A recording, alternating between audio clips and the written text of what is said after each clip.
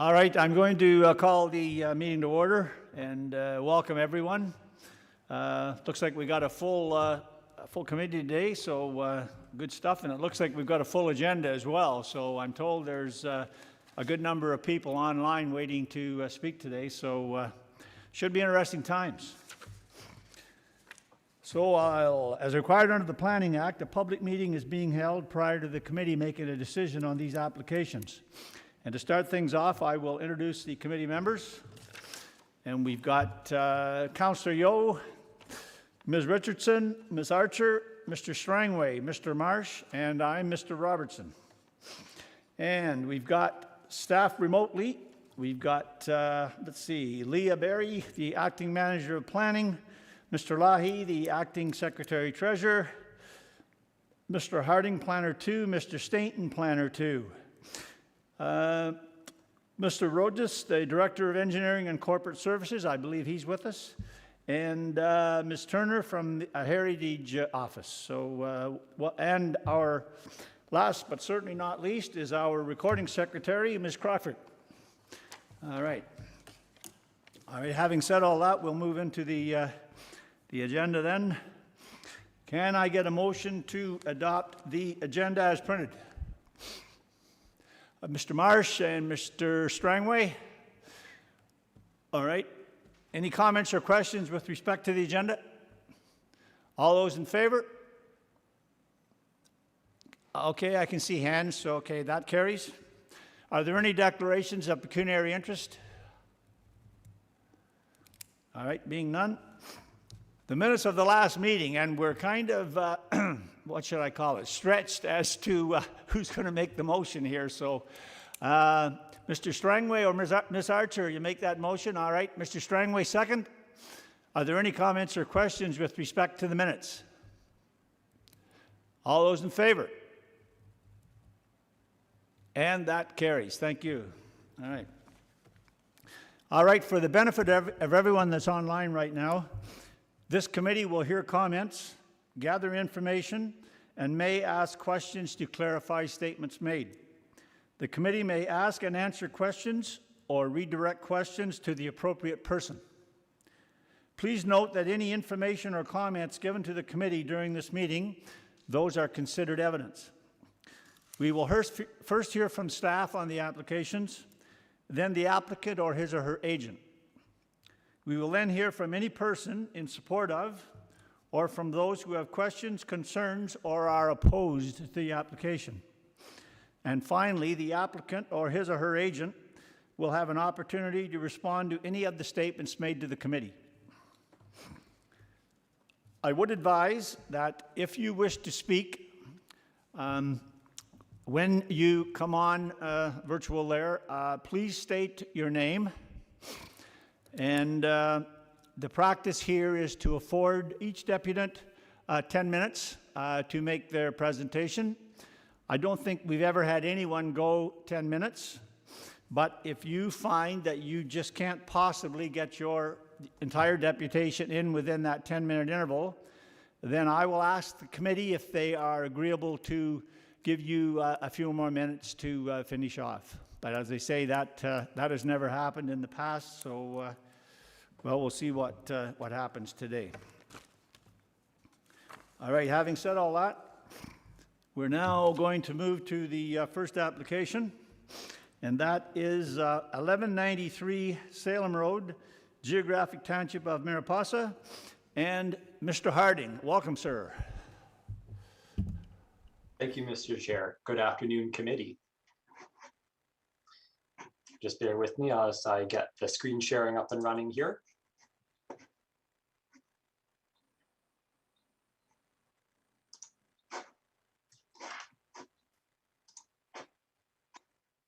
There we go. So this application proposes to construct a replacement attached garage by reducing the minimum setback from EP zone, permitting an accessory building within the front yard, and increasing the total permitted lot coverage. The existing garage is about 7.6 by 7.6 meters, and the new garage is proposed to be 9.14 by 12.19. I do want to identify up front to committee that there is one error in the report. That is on the second page, the paragraph right above the background section in the recommendation. So that report number should be 045, not 034. So this application that was previously before you on May 20th, but it got deferred as to allow for time for the city to consult with its Municipal Heritage Committee on concerns brought forward by the abutting landowner. So those comments have now been considered, and the Heritage Committee has provided comment, as you will see in the appendices to that report. So the property is a long, narrow strip of land abutting Mariposa Brook.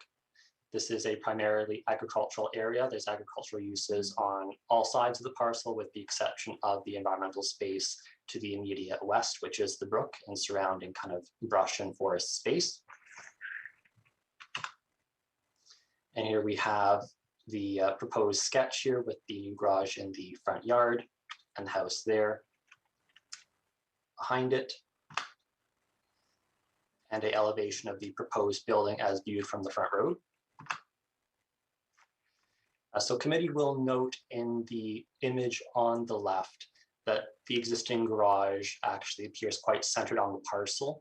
So just as a bit of background for committee, there is a bit of building enforcement going on with this parcel right now, which required the garage to be moved away from the lot line on the west side due to some structural collapse issues. So basically, the parking pad and the garage have exchanged positions for the purposes of the photographs you will see, but the analysis that has taken place is based on where that garage was before the building order to kind of swap those two spaces was issued. So the application does meet the 4 tests for minor variance in staff's opinion. This lot does have a historic use of parking and storage within the front yard, and the current situation is the garage located on the west with the parking pad to the east. This proposed arrangement is proposed to continue with the new proposal, and this arrangement allows for ready access of vehicles to the road, as well as having that storage use very close to the front door access of the dwelling. The image on the right here is me standing in the backyard of the subject parcel, looking more towards the east at the abutting property to the east, which is the heritage property that is designated under Part 4 of the Ontario Heritage Act. These other 2 images here, committee, are me kind of panning to the left and to the right, or west and east of the subject parcel. So the image on the right is, you can just see the driveway access on the left-hand portion there with the attached garage looking towards the heritage building. And then we have the image on the left, which is me kind of panning down the western side of the road. Entrance to the subject parcel is on the right-hand side. Mariposa Brook and the scrub is kind of in the background there. You can see the bridge crossing. And then these images are taken looking across the road or south from the subject parcel. So on the image on the left, we've got the driveway access to the subject parcel kind of shown. There's like a pylon you can see in the distance there. That's around where the access point is. And then on the image on the right, I've just taken the camera panned in the same direction to look kind of westwards down the road and across. So we've got the bridge crossing for Mariposa Brook right there. Same position now, committee. I've just turned back looking towards the subject parcel, so we can see there's a lot of vegetation on approach to this lot, which offers a lot of screening opportunity. And then you can see the conifers in the distance there, which is the hedgerow between the subject parcel and the heritage property on the east side.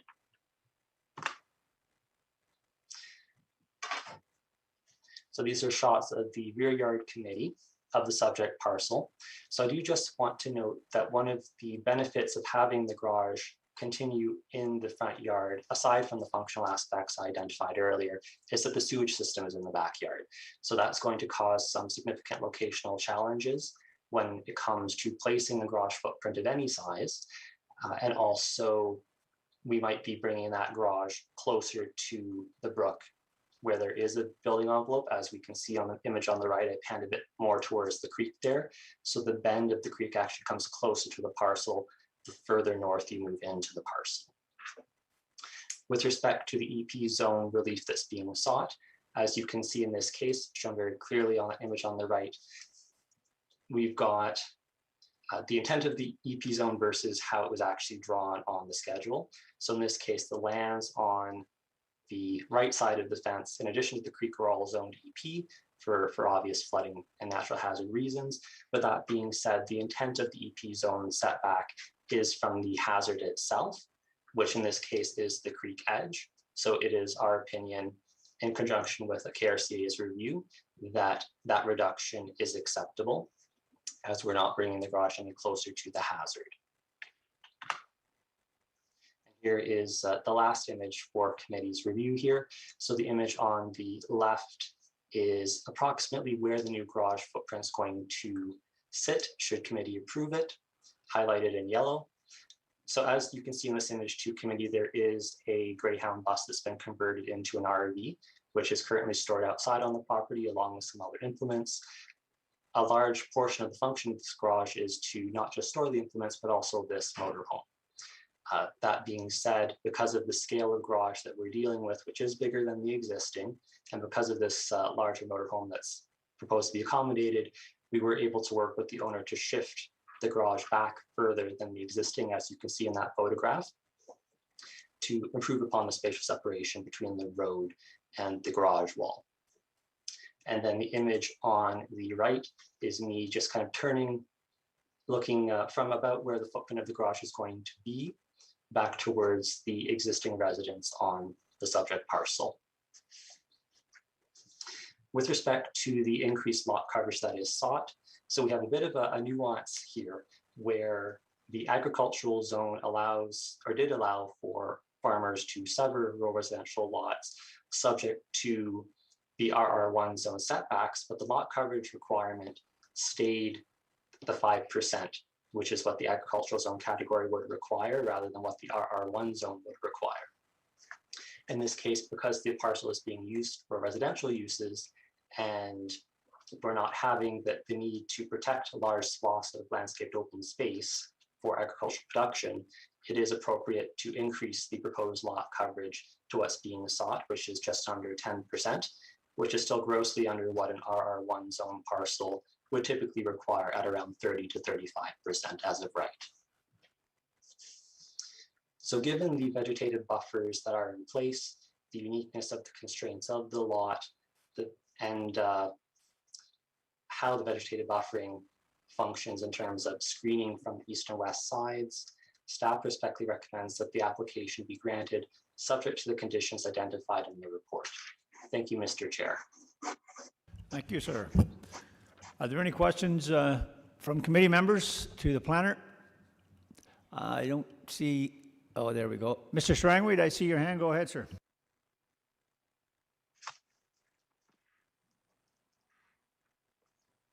Thanks, Mr. Harding, for that presentation.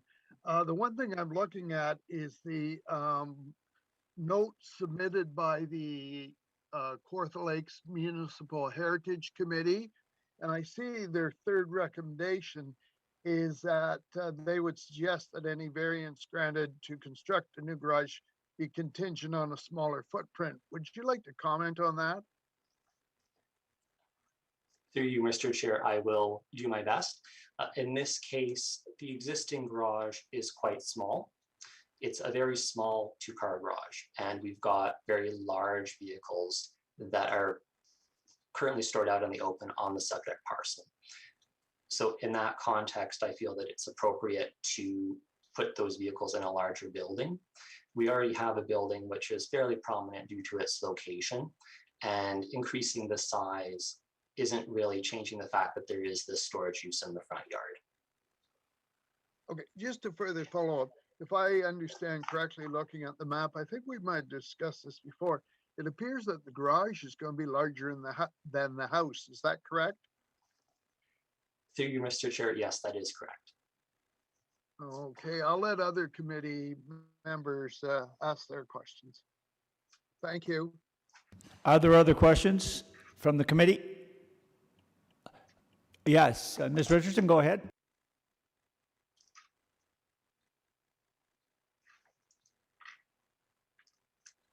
Thank you. Through you, Lloyd, is there an EP zone on this property, or is it all agricultural? Through the chair, it's all agricultural. But you do discuss environmental protection in the report. Through That's the just chair. because of location to the Mariposa Creek? Yes, in this case, because the western lot line abuts the EP zone, that's why we are considering that EP reduction request. So And it's just a very large side yard. Another question. In my report that I received, there is no condition 3. It's missing from the report. And that's I believe it's to ensure the removal of the temporary shelter. I've got 1, 2, and 4. Well, thank you for bringing that to my attention. I don't know how that got cut off. It looks like it's a formatting error. If committee wishes, I can vocalize what the condition should read as. Please do that now, if you would, Mr. Harding. Okay.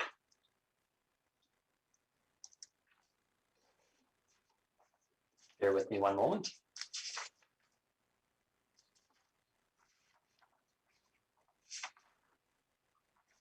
So it would read, and it's in my official copy, it's missing 2 curiously, that the owner shall provide photographic evidence to the satisfaction of the Secretary Treasurer that the temporary storage shelter within the front yard has been removed.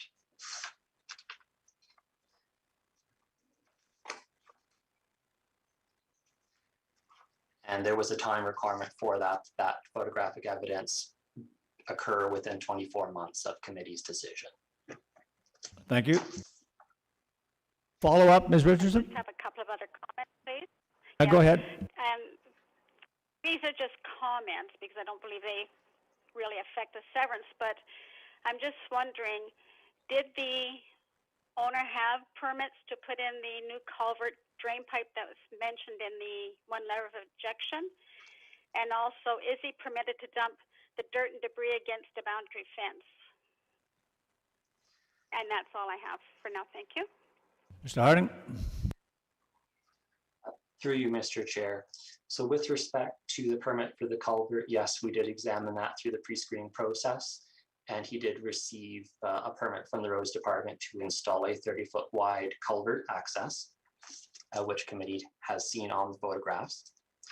With respect to fill dumping, I don't have a response for that, other than to say that it would have to be taken care of through KRCA's permitting process, since this is the moving about of fill on a parcel which is subject to their regulated area. Thank you.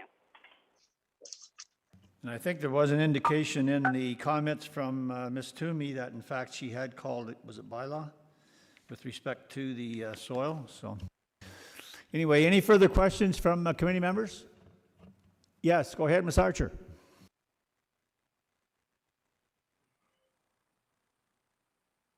Through you, please, to Mr. Harding. I see it's not in this as a condition, but in one of the later ones, we have a condition stating that just because, notwithstanding that we got they're building in the front yard, doesn't let them do it again, sort of thing. And this doesn't appear to be in this one. Should it be? Through you, Mr. Chair, I just would like a bit of clarification on that. So is the question why the variance is not in perpetuity for any accessory building? Well, it just, in another one we have, it says, notwithstanding the definition of the front yard, the granting of the variance shall not be interpreted to permit the placement of any other structure in the front yard. So Okay. Should it be in this one as well?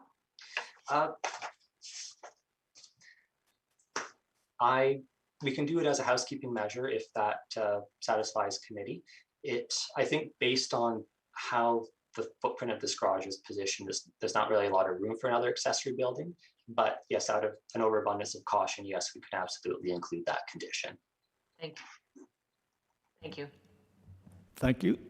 Are there further questions from committee members? Mr. Marsh, go ahead. Thank you. Through you to Mr. Harding. So if we don't approve the existing garage could be rebuilt, correct? On the footprint? To you, Mr. Chair, this is a complex building order issue, so I would invite the chief building official to answer that specific question. Okay. Right, and So to give the committee a bit of background, this started out as a foundation repair, and through processing this file with the owner, we found out that they were actually intending to put an addition on as well as a foundation. And then now through having to deal with the unsafe condition of the building and moving it over, so if it did collapse, it didn't land on the neighbor. We've also now discovered that he actually is just going to intend to rebuild the entire structure. So regardless, this is a new construction at the end of the day. So if it's under the zoning bylaw permitted to be reconstructed exactly in the size and parameters that he had before, that would be planning's call. But from a building department standpoint, we have what we are understanding to be a brand new construction. Thank you. Mr. Marsh, follow up? Yes. Is the applicant somewhere out there? Well, we'll be asking that once you folks are through with the planner. Okay. I'll wait. Okay. Let's move forward and see if he's here. And I want to thank, I was advised after the fact, but Ms. Murchison, thank you very much for taking the time. We appreciate your presence at these meetings, so thank you again. Are there further questions of the planner? All right. Being none, is the applicant online? Does the applicant wish to speak to the application?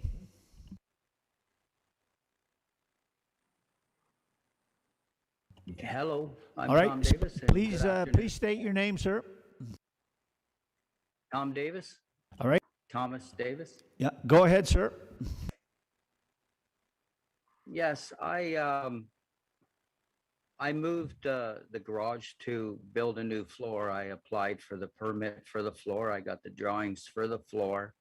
And I asked the town if I could build a new garage, and they said there shouldn't be a problem. So that's why the garage did grow a little bit. But at first, it was always just going to be to fix the garage up that I have. But I have now applied for the widening of the driveway and got that accepted. I applied for a building permit, and they didn't seem to have a problem with it all until lately, I guess, right? So the garage was always going to stay there. And the only reason I grew the garage the size that I did is because my motorhome is exactly that size. That is the reason for housing it, and that's all it is. So I would really enjoy the garage there, the size that I need. That's the reason for making it a little bigger. All right, I'm going to go back to Mr. Marsh. I did- Mr. Marsh, did you have a question of the applicant then? No, I think he's answered it for me. All right. Thank you. Thank Anything further you wish to say, sir? I don't think how it could be in anybody's view or make anything look worse, or it's going to make it look a lot better. I'll tell you that.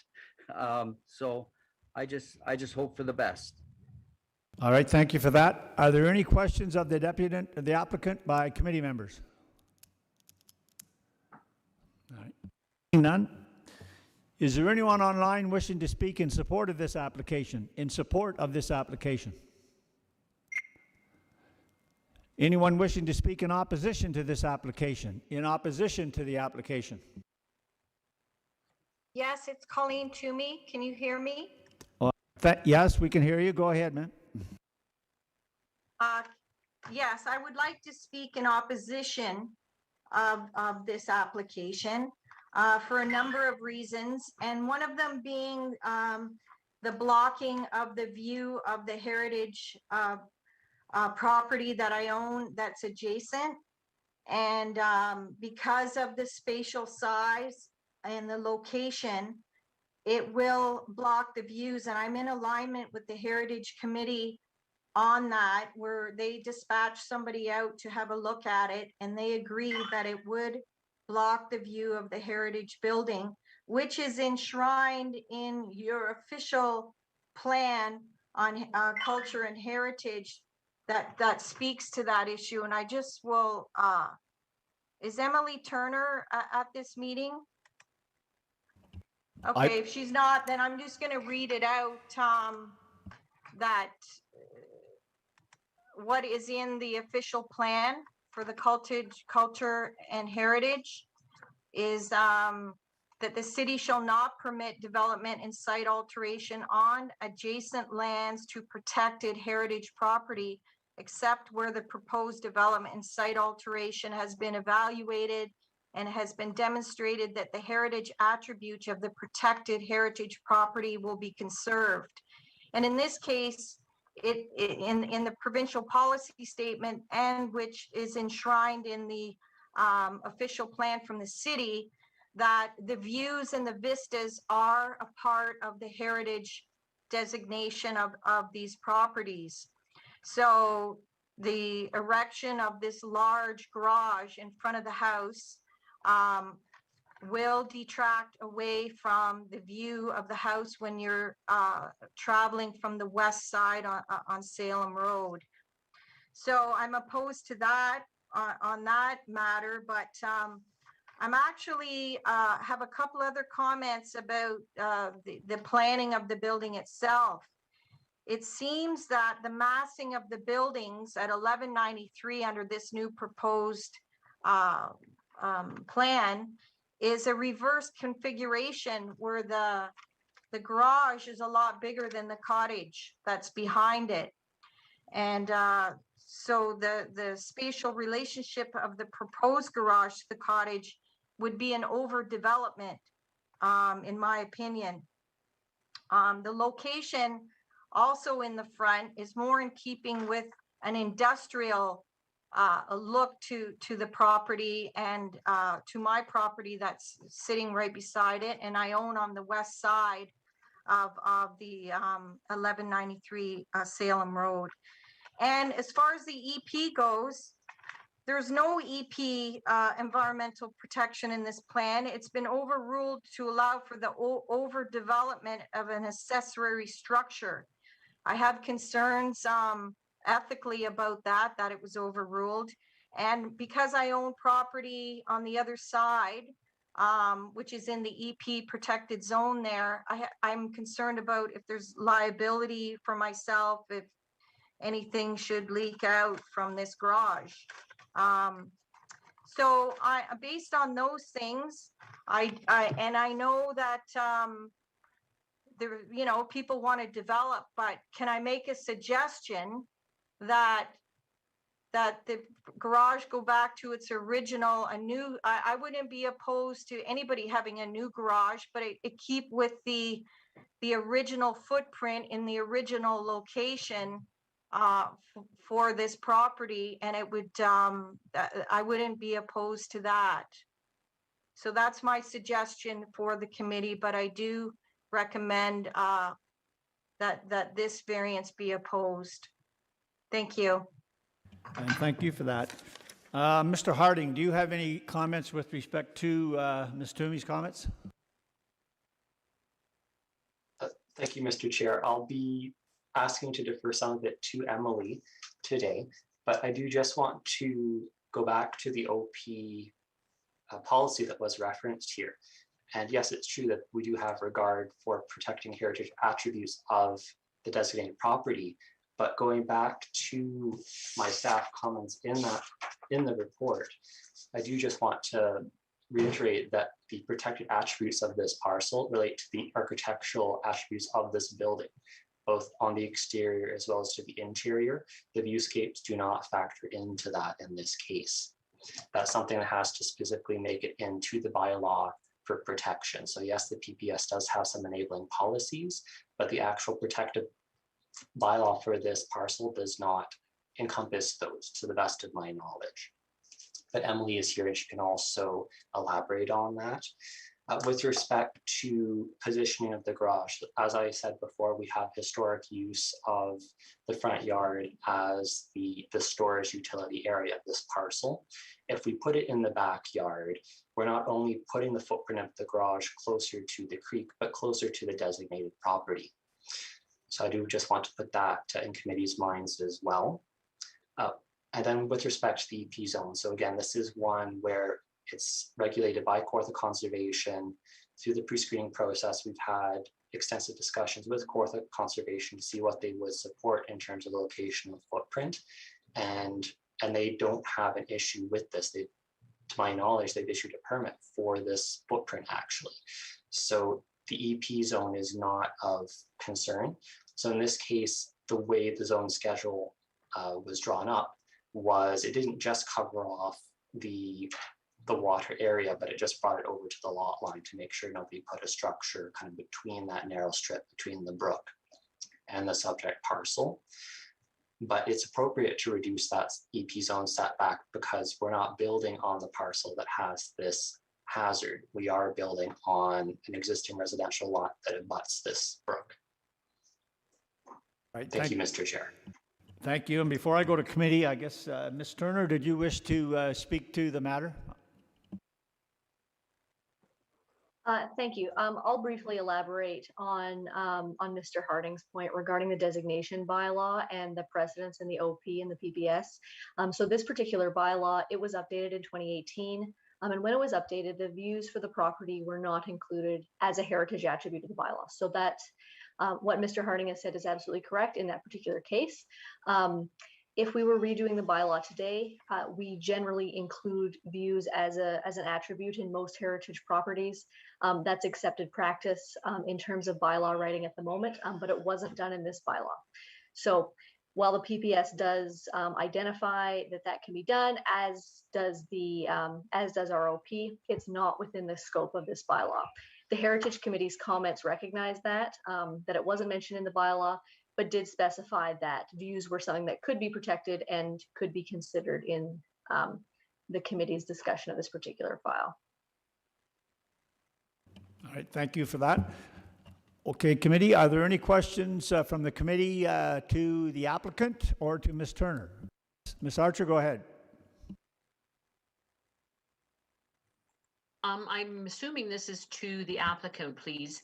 The new garage, the proposed new garage is going to be further away from your home, I believe, because it's on the west side. It will be on the west side. Plus, is it not further back from the road than the original one?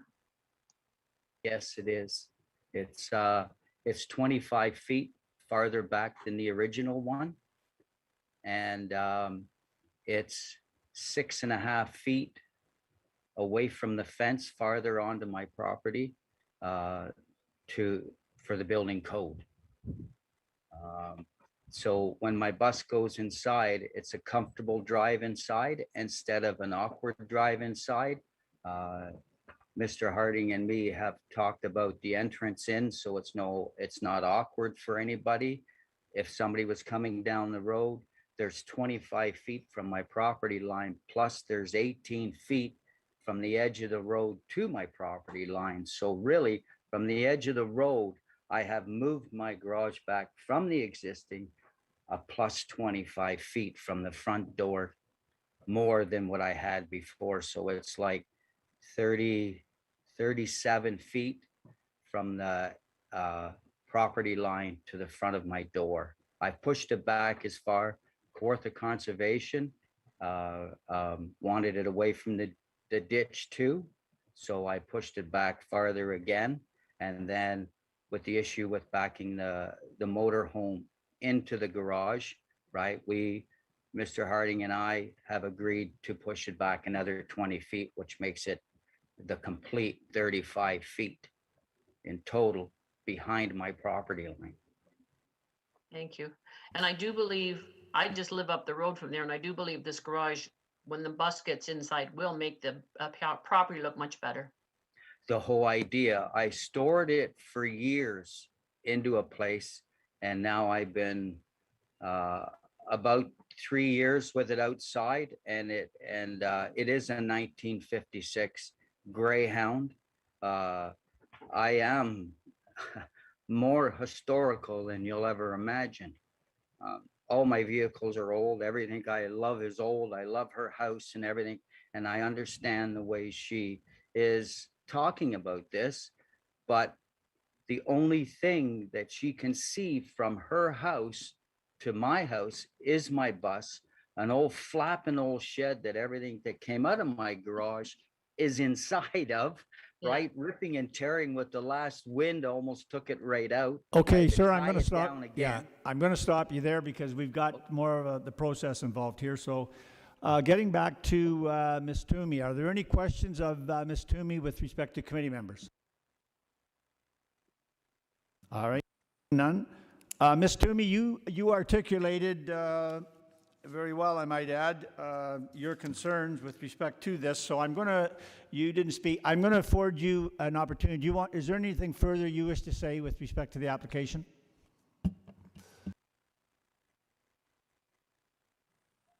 Can't hear you. Unmute. Can you hear me now? Yes, go ahead. Okay, so I do have concerns about the height of the garage because it's quite a bit higher than the house. So I'll maintain that it does block the view, and I'm going to let this committee know that I am going to pursue enshrining the view in the bylaws. Unfortunately, I'm a little bit late to do it now in this case, but I am going to continue to pursue that to let you know, because the view should be protected, and in my opinion, in this case, it won't be. If this garage should be built, because it's in a reverse configuration with the size of the cottage. So I do have an issue with the height, and to let the committee know that I am going to pursue the protection of the view with the bylaw. So I would urge the committee to treat the house like the bylaws were there. According to Emily, it should have been done in 2018. So I would like the committee to consider that the view would be blocked with such a tall building to the west. All right, thank you for that. Are there any questions of the deputy?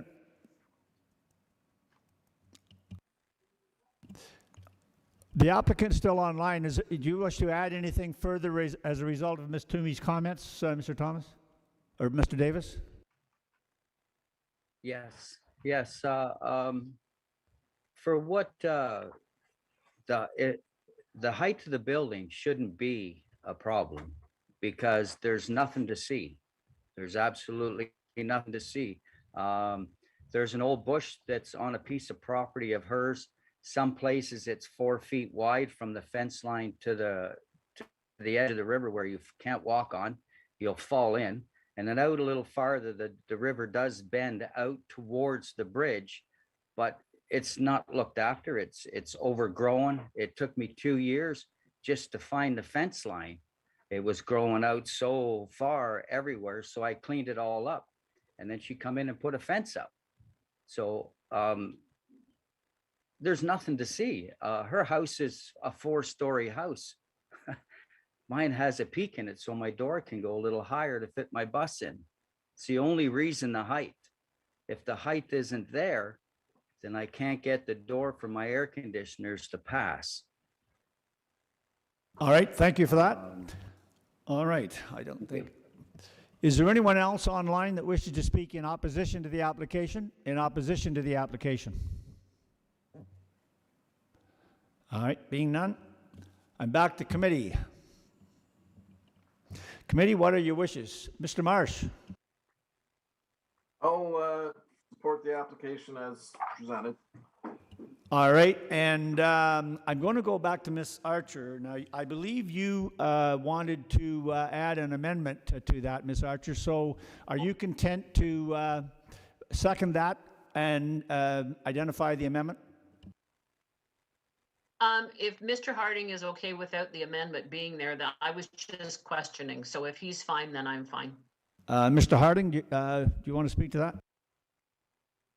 Thank you, Mr. Chair. Just on that tangent, Member Archer also did note that there's a bit of omission of condition number 3. So that should be definitely included in committee's final decision. I accept that's an amendment. Mr. Harding, with the amendment then, are you okay if she were to add the amendment? Yes, well, there were 2 topics of discussion. The one was that we seem to have a bit of the first portion of condition number 3 missing. So I vocalized to committee what the missing text was. And then the second topic was whether or not an additional condition should be added to preclude the placement of any other building in the front yard. So definitely. Yeah, Sorry, there's Mr. no Chair. harm in adding that.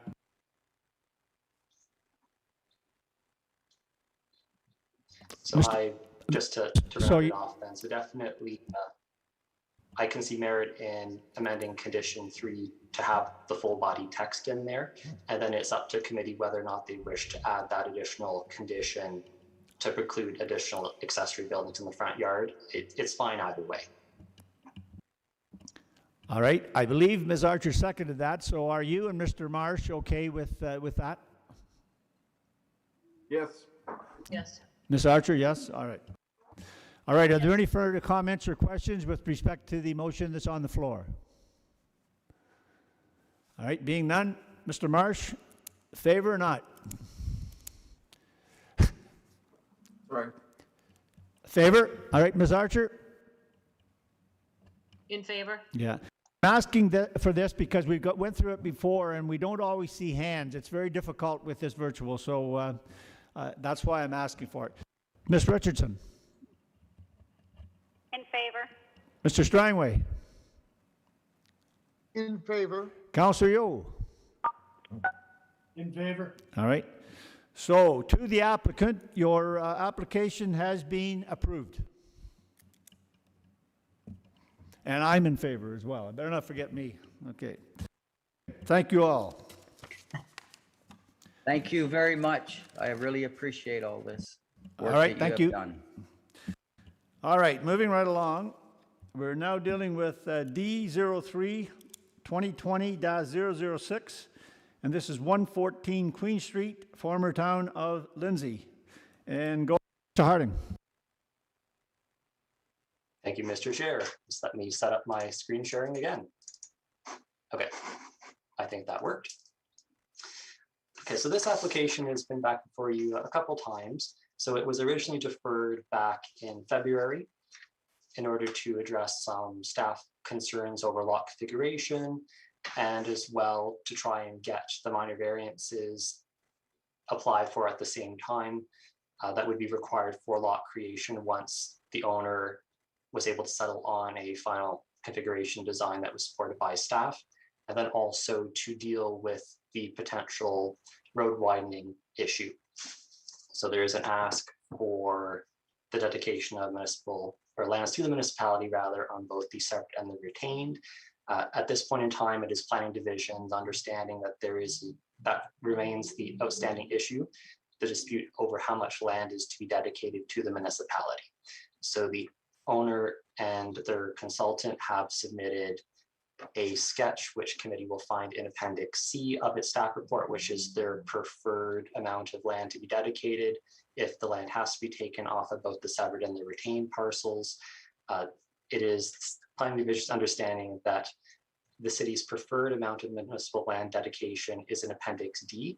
So specifically, that is the larger site triangle, the larger widening along, the widening along St. David Street, and then the portion of the strip along Queen Street minus the footprint of the dwelling and a 0.6 meter buffer around that dwelling.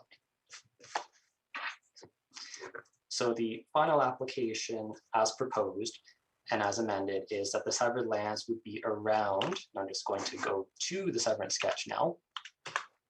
There we go. Will be around 394 square meters. So we've significantly enlarged from where we were before. And committee might recall that originally there was a semi-detached design proposed across 2 lots.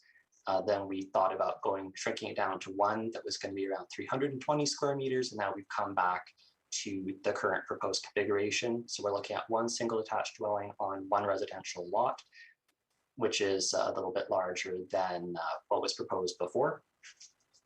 And the retained lands are proposed to be somewhere between 427 and 376 square meters, depending on the amount of municipal land dedication that the committee decides on today. Staff are supportive of the proposal either way, just for committee's benefit. So going back to the aerial photograph here, so the subject property is located in the northwestern corner of the intersection of St. David and Queen Streets. This is, especially Queen Street, is this kind of mixed use commercial corridor where we've got some standalone commercial uses, we have some mixed residential commercial uses on parcels, and we also have some standalone dwellings still. And then on the lands to the north and south of Queen Street, so this is along St. David Street and Logie Street, we have some stable older residential neighborhoods that have a mix of ages to the homes, primarily single detached dwelling in appearance. We can see that the lots to the immediate north are much deeper than the surrounding parcel fabric along Queen Street, which is a little bit more dense. So because of the way that the lots are oriented along Queen Street, we have a wide shallow lot which is proposed off of the rear of the subject parcel, which is going to front on St. David.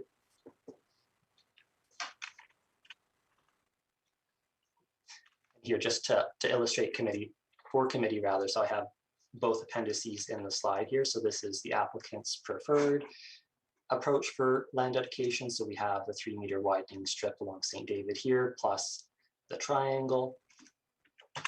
And then we have the city's preferred approach, which is that same bit, but that we can see in this dashed line here, a enlarged site triangle, which then comes down, leaving a 0.6 meter around the dwelling this way. Okay, we're on. And there. And then a 0.6 meter buffer along the Queen Street Road as well. So we'll get into some pictures here. So staff, first of all, are of the opinion that the proposal is consistent with the PPS as amended. The proposal as amended is consistent with the PPS, conforms to the growth plan and official plan, and is in keeping with the intent of the zoning bylaw.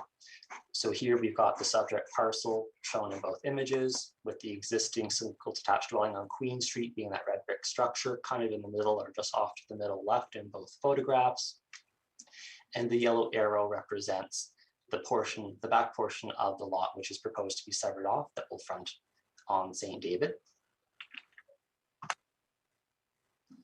Okay, and then here we have 2 other images. So the image on the left is me standing on Queen Street, looking north towards the subject parcel. So we can see the existing single detached dwelling, which is pushed pretty much to the extreme western extremity of this parcel. So basically all of the yard amenity space is to the east and to the north for that dwelling.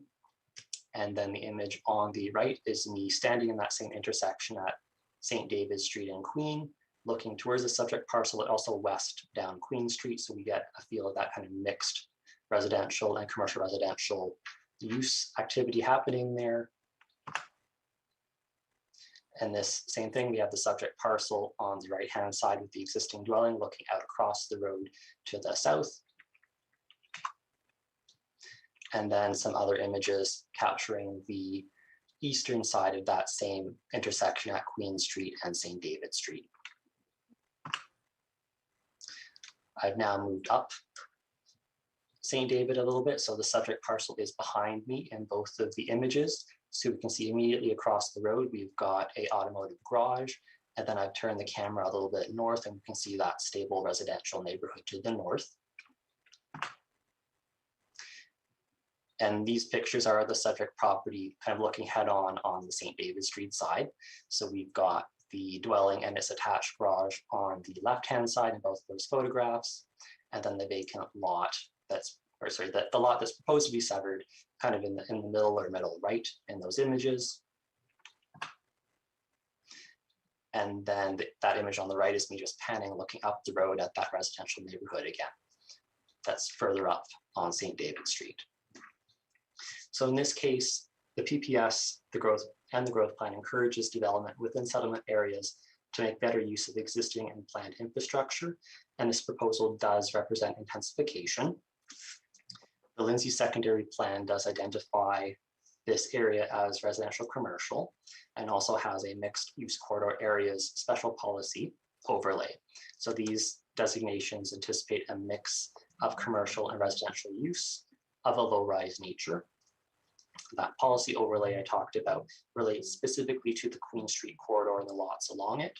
And staff is satisfied that the remaining Queen Street parcel, which is currently used as a dwelling, continues to have sufficient area to establish a parking lot for up to 6 vehicles on private property, regardless of the amount of municipal land dedicated to the municipality, which in this case is going to allow that dwelling, should it occur at some point in the future, to be converted to an office type use to finalize that conversion, because there will be up to, if they were to convert that building to an office type use, you would require between 5 to 6 spaces, and those 5 to 6 spaces can still be accommodated on that parcel. And that is, in staff's opinion, the highest and best commercial type use that would be available for this parcel.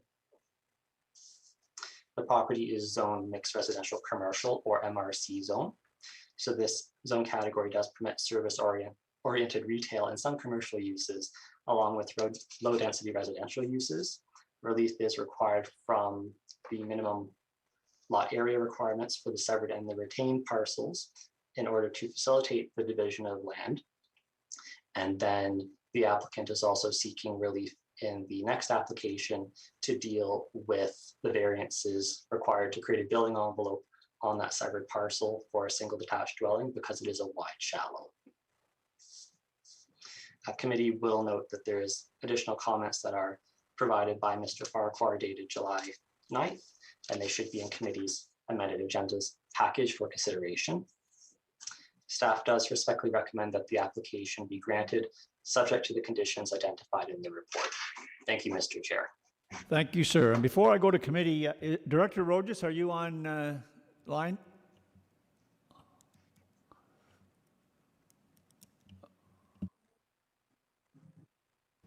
Oh, yes, yes. For you, Chair, yes, I'm here. All right.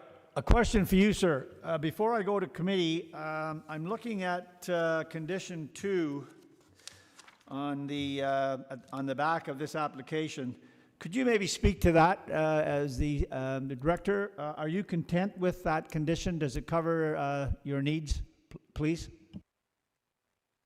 So sorry, I don't have the application in front of me, Mr. Chair, but if condition 2 refers to the sketch that was identified as Appendix C, then yes, I am. All right. You just hang in there, because there may very well be questions from committee members. All right, so committee, I'll go back to you. Either questions of the planner or the director, whichever you wish. So, other questions? Ms. Archer, go ahead. Through you, please, to Mr. Harding.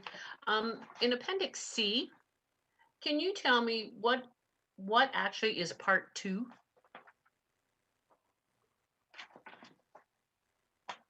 All right, thank you. I will just have a look here. So the Part 2 that we're referring to, I suppose I just need to know where the question is coming from. Just where is that part on the plan? Well, yeah, what is it? Like, I can't see anything that looks like it's marked out. And what's the purpose of it? I see. Through you, Mr. Chair. So I believe what this is here, and I'm going to see if I can share my screen again. Okay. So Part 2 is actually a very narrow strip here. So we can see the part 2 label here. Yeah. Okay, so that's what it is. So it's my understanding that about almost 20 years ago, there was a lot line adjustment to correct the encroachment of these buildings onto the abutting parcel. So that's what the part 2 is for. Oh, it's sort of a housekeeping thing. Yes. Okay, thank you. Questions from the committee to either Mr. Harding or the director? Yeah, Mr. Strangway, go ahead, sir.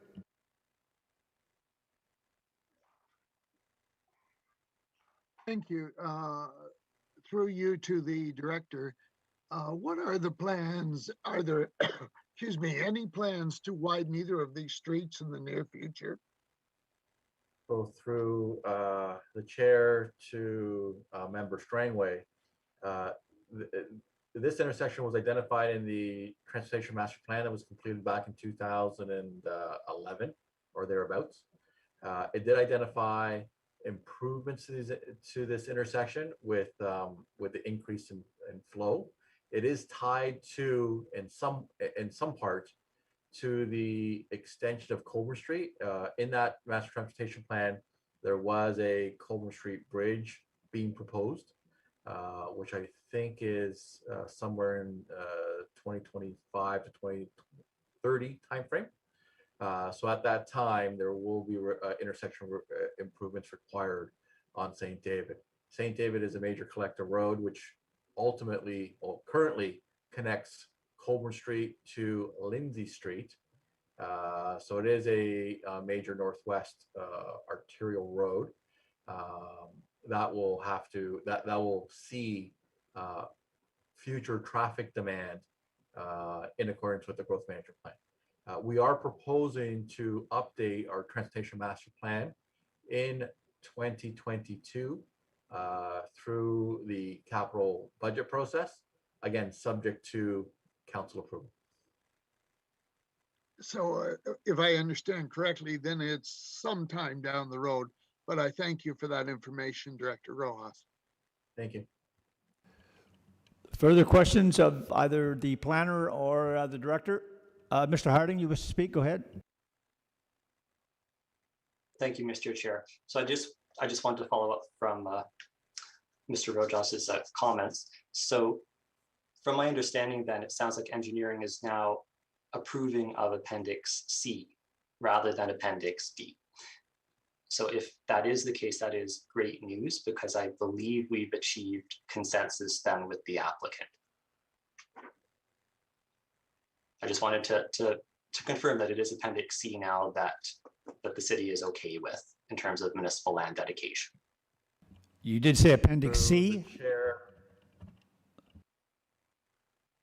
To be very clear on that, Mr. Harding. So we're talking about Appendix C, as in Charlie?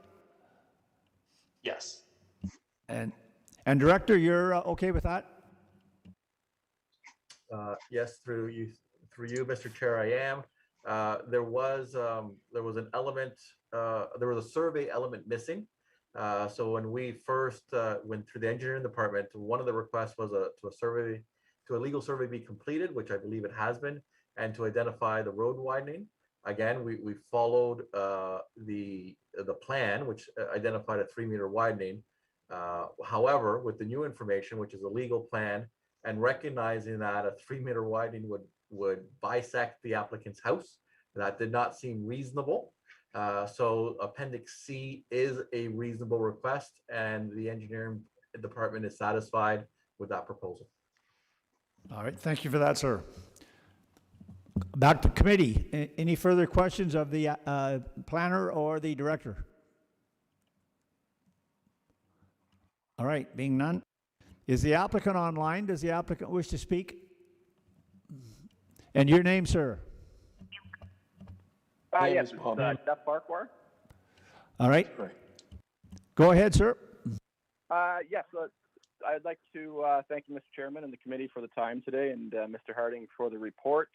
I had a bit of some stuff to say, but as Mr. Rojas has acknowledged there that he is in approval of the Appendix C. So, I mean, I just wanted to speak on, I'll keep it quick here, is just some of the contention that we've had that's kind of drawn this out was just because The fact that my house was only 1.6 meters from Queen Street, and the city was requesting 3 meters. So that's kind of where the confusion was getting in, is because if the city was to take that 3 meters, like, they couldn't because the house was there. So that was my only issues, was just that they were still requiring the 3 meters, or they had bumped it down to a 0.6 meter buffer zone, I believe. But either way, if the city is to ever widen Queen Street, they're going to have to expropriate the house anyway. So I just wasn't sure why the city had been pushing on taking the property from any property from Queen, considering that if they were ever to widen that street, they would be stuck buying the house because of its proximity to Queen Street. But as Mr. Rojas has acknowledged there, that he's okay with Appendix C. So I do believe that's about all I have for that. All right, I'll go to the committee then. Are there any questions of the applicant from the committee members? All right, being none, is there anyone online wishing to speak in support of this application? In support of this application?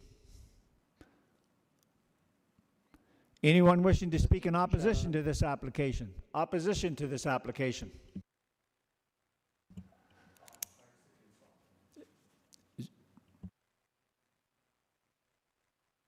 Okay. Mr. Clark, you wish to speak? I merely wish to acknowledge the work that's been done by the municipal staff. I appreciate the report, as Jeff has indicated, and we are in support of the Appendix C as the preferred option for the widening. And I just would clarify that there is a widening around the front of the house that fronts on Queen Street, but there is retained a buffer along Queen Street. So there is a very narrow widening there as well. And I was going to go on and explain how we came to the option of Appendix C, but it seems as though I don't have to do that now. Thank you. And thank you for that. Are there any questions from committee to Mr. Clark? Right, thank you. I believe I asked about opposition. There was no one wishing to speak in opposition to the application?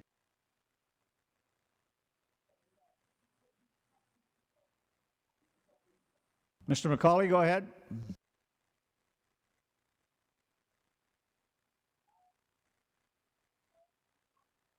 Mr. Colley, I'm advised that you're on the phone. If you wish to speak, go ahead, sir.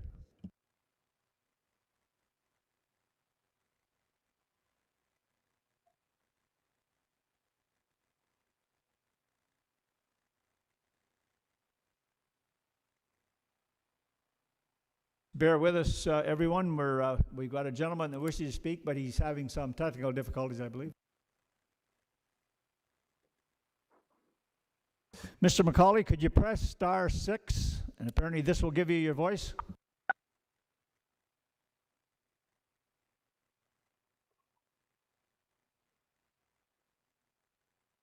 Mr. McCauley, I repeat, could you press *6?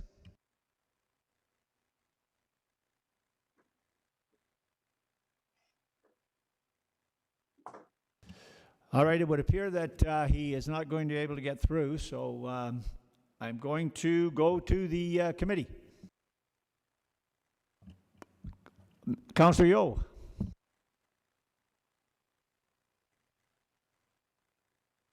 I will give it to you as printed, Mr. Chair. And did I see your hand, Ms. Richardson, the seconder? Appendix D. Sure. I want some clarification, please. Go ahead.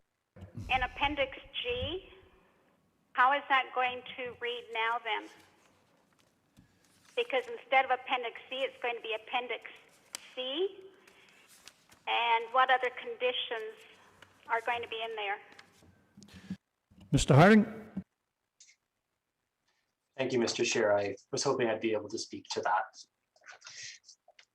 So there's a couple of moving parts. So thank you, Mr. Clark, as well, for highlighting the reduced Queen Street widening on Appendix C. So there are going to be some substantial changes to Condition 2 in Appendix F. So the first one is going to be that On the second line, Appendix D will be changed to Appendix C. 2A will remain unchanged. 2B will remain unchanged. 2C will have to change. I believe what's shown on Appendix C is about 1.18 meters along Queen Street. I would like Mr. Clark's confirmation that I am reading that correctly, but I do believe that's what is going to be substituted for the 3 meter that is in 2C currently.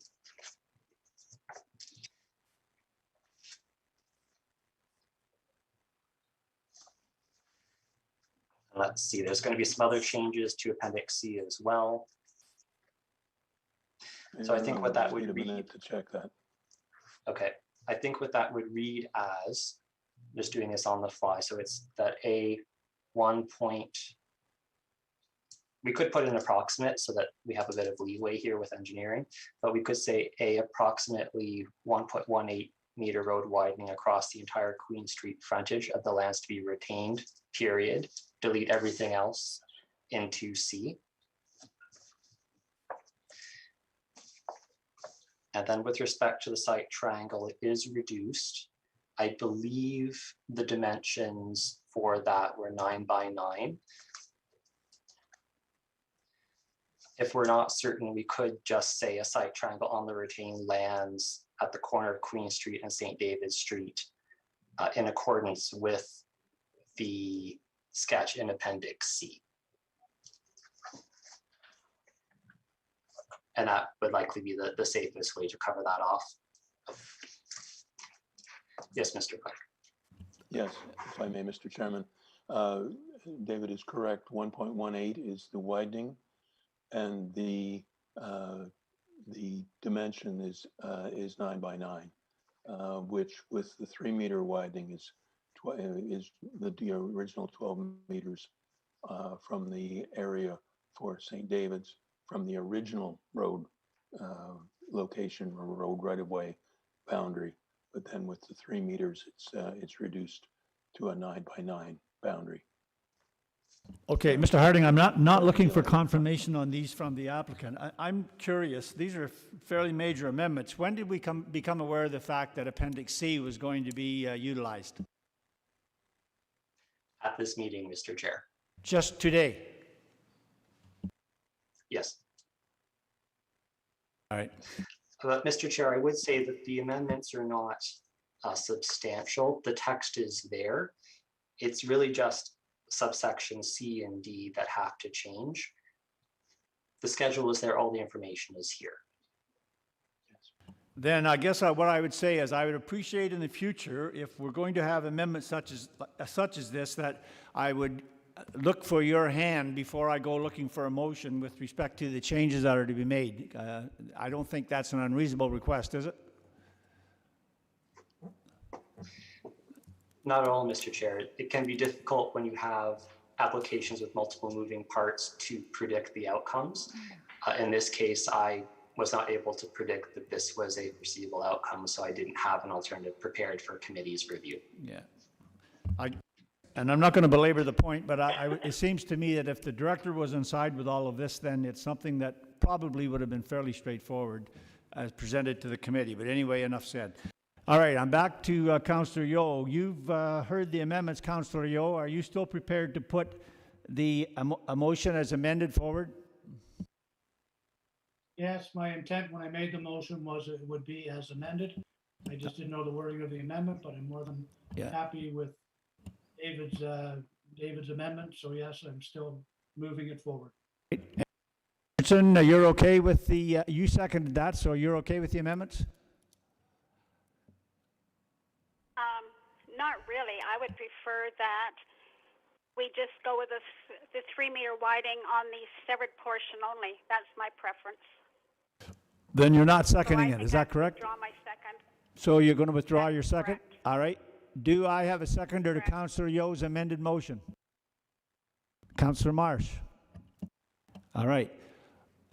Then do you wish to Given that that was said, Councillor Yeo, do you wish to say anything further to that? And then I'll go back to Ms. Richardson.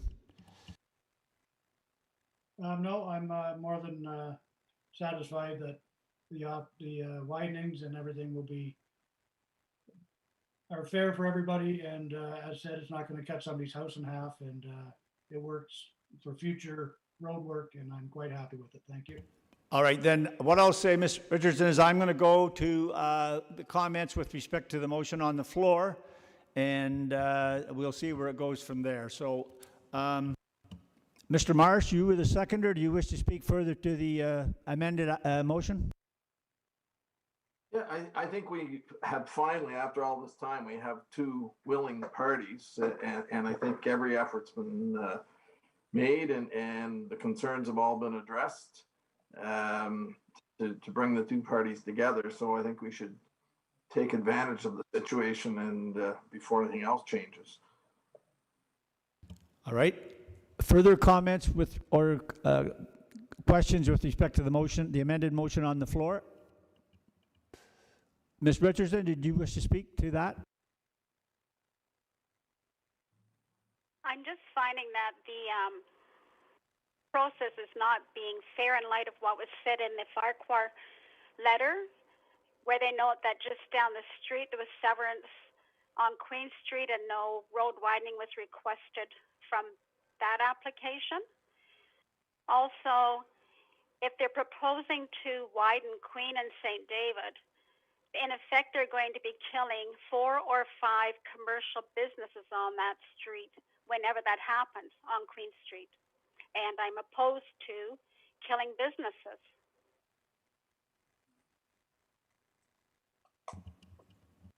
All right, thank you.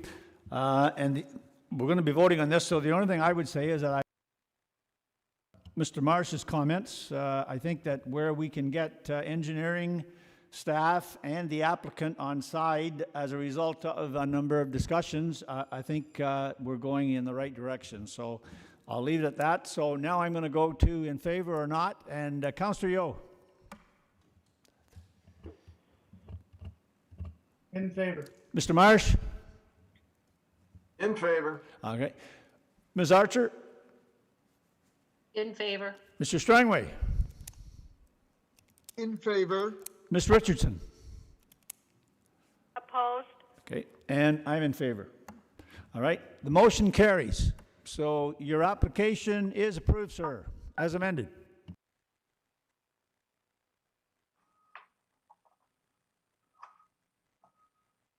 Thank you very much, members of the committee. I appreciate this very much.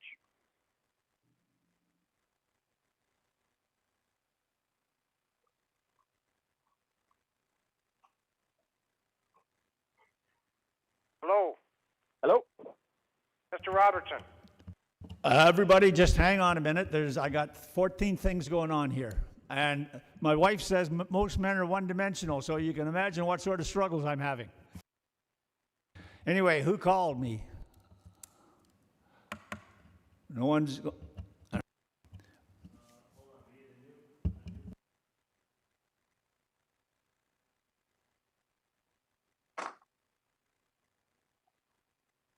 Hello.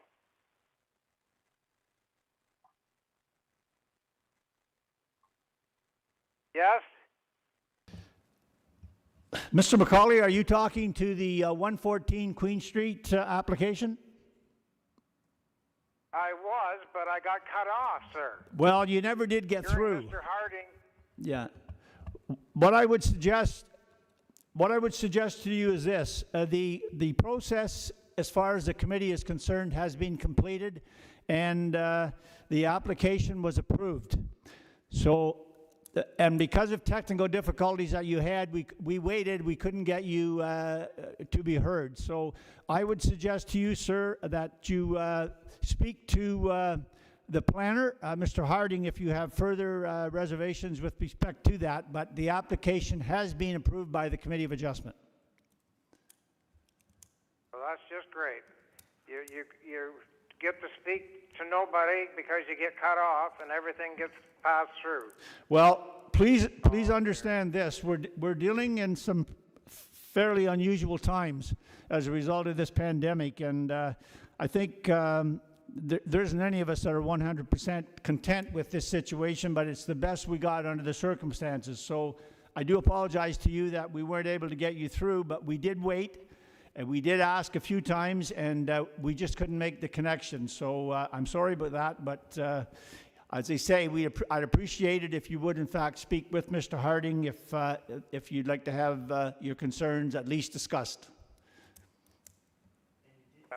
So now I get a new house alongside a scrapyard. This Jeff Farquhar has a scrapyard on the old house. Yeah, I'm not going to entertain any discussion, sir. As I say, the application was approved, so if you have further discussions or concerns, then please discuss them with Mr. Harding. All right, thank you very much. Thank you.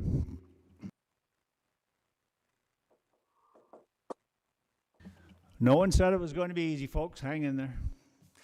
All right, we're now dealing with D20-2021-041. Nope, yes it is. And again, we're 114 Queen Street. This is the severance. Now what we can do is, Joel, if you can get a hold of Mr. McCauley, we'll let him speak to the severance situation. This is the minor variance. Yes, I'll be all right. Both. All right, Mr. Harding, go ahead with the minor variance. Jeez, lots of things going on. Thank you, Mr. Chair. So this application is going to be very abridged for committee based on the previous presentation there. Thank you. Okay, so bear with me as I screen sharing again. There we go. Okay. So going along to, we'll start with Appendix C then. That will be very helpful. So as identified in the consent report presentation, this is a wide, shallow lot that is to be created, and that causes some development challenges with respect to the footprint, whether or not there was any municipal land dedication contemplated. So we've worked with the owner and their consultant to try to get the best sort of working situation for the proposed lot. So we can see here that we have your traditional rectangular footprint with an attached garage, but in order to get enough parking, we've actually taken that garage piece and slid it back to allow for one parking spot inside the garage and then one parking space between the garage and where the new front lot line is going to be. And as a result of that, we need a variance from the rear yard setback specific to the garage. And we also need front yard setback relief because of not only the municipal land dedication that is required, although that does affect the amount that is requested, but in order to get a sizable building envelope and protect for that rear yard amenity space, it would have been required either way. So in this case, the St. David Street residential area functions very differently from the Queen Street corridor that committee saw in pictures previously. We have a stable residential neighborhood to the north, so this lot is part of that transitional area. And the tests meet the 4 tests for minor variance, the application meets the 4 tests for minor variance.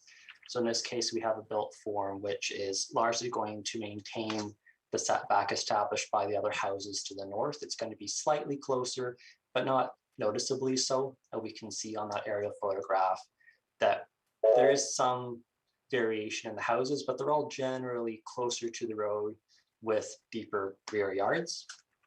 So what we're proposing is not substantially different from that overall established residential streetscape. I'm going to try to find some pictures of, there we go, the residential streetscape there, and the single detached that will be built.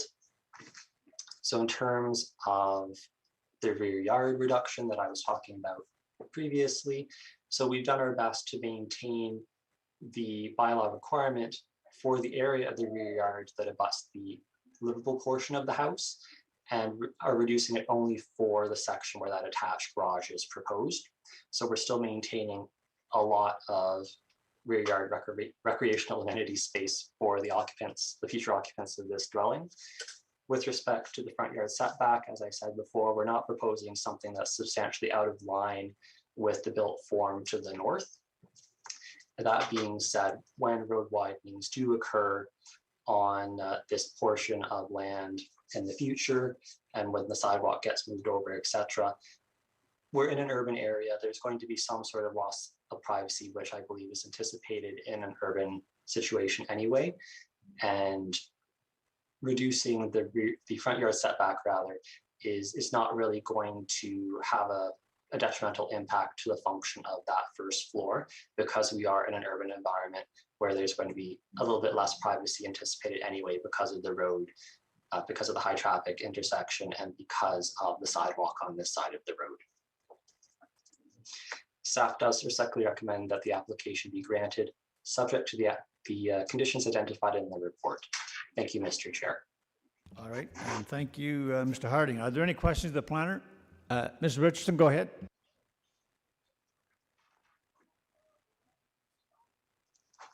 Through you, given that we've now approved Schedule C, do any of the dimensions on the under subject, do they change?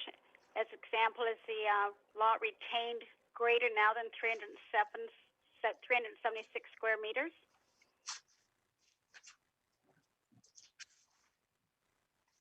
Through you, Mr. Chair, they do. The proposed dimensions are going to be about 427 square meters as depicted by the applicant. I would recommend there be a little bit of tolerance there, because this sketch that has been presented for committee's review is not generated by a surveyor, so we don't know in absolute terms if that 427 is the actual minimum. So I would suggest that at this point in time, the existing condition in terms of how it's phrased for that number value for the retained, it's not doing any harm to have it lesser. And we make sure that whatever the final lot size of the retained ends up being as a result of that municipal land dedication, that they have enough to be in conformity with the bylaw, or in compliance with the bylaw rather. Thank you. And for the severed lot, the square meters would remain the same at 394? Through the chair, that is correct. Thank you. Further questions of the planner? All right. Is the applicant online? Does the applicant wish to speak to the application? Yes, I'm here. It's Jeff Farquhar. Go ahead, sir. Again, I would just like to thank the committee and you, Mr. Chair, and Mr. Harding for all the work that has been done.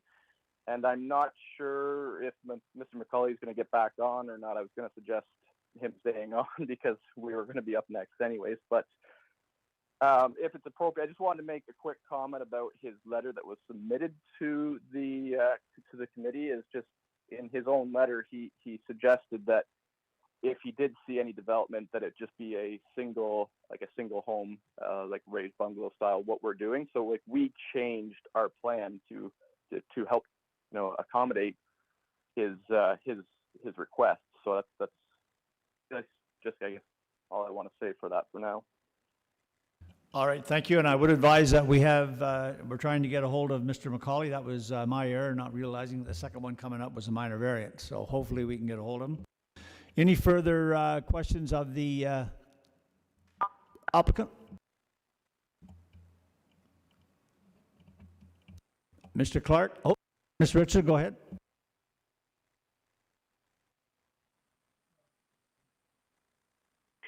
Through you, in the building official's submission, he mentions an outstanding permit, 2019-1052, and I was just wondering what that is about. Ms. Murchison, are you online? Through you, I can speak to that. Sir, that question actually was to our chief Sorry. building official, so we'll let her speak first. Go ahead, Ms. Murchison. Sorry.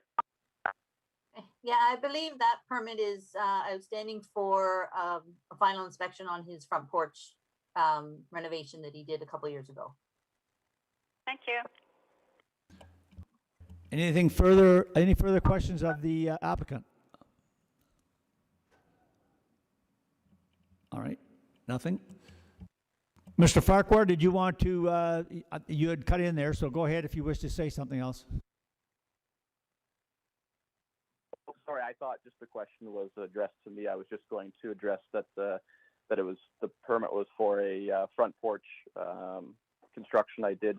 I'll have to go back through my emails. I thought it had been closed. I guess I'll have to just follow up with building and make sure that everything's on par here. And if it's not, then I'll have it taken care of. Thank you for that. Mr. Clark, did you wish to add anything?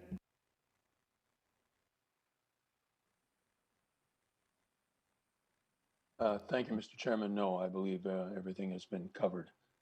All right, thank you. Is there anyone online wishing to speak in support of the application? In support of the application? Anyone online wishing to speak in opposition to the application? Opposition to the application? Were we able to get a hold of Mr. McCauley? Not connected? Well, we did try. That was my error, not realizing the variance was coming up next, but all right. Yeah, and I think his concern has been addressed just as the applicant indicated there with the structure. So, all right. Being none, committee, where are we? Councillor Yo. I'll give you the motion as printed with the updated lot area size, which will. Have a seconder? The wording was David said. Yep. Do I have a seconder? Mr. Strangway. All right. Do you wish to speak further to it, Councillor? No, it'll be good to see this one put to rest. It's been back and forth a couple of times. Thank you. Mr. Strangway? As Councillor Yo says, nice to see this all sorted out and well done by both staff and the applicant. Yeah, unfortunately, the only glitch there was me, so I not realizing that the second one coming up was the variance, but Mr. McCauley did say thank you at the end, so hopefully we've helped him to. Any further comments from committee members with respect to the motion on the floor? All right. In favor, not in favor, Councillor Yo. In favor? Mr. Strangway. In favor? Mr. Marsh. In favor. Ms. Richardson. In favor? Ms. Archer. In favor. And I'm in favor. And that motion carries. And to the applicant, your application has been approved. Thank you very much. Do you want to do one more or take 5? Let's take 5. All right. Still 5. Okay, well, we'll take 5 minutes and have a break.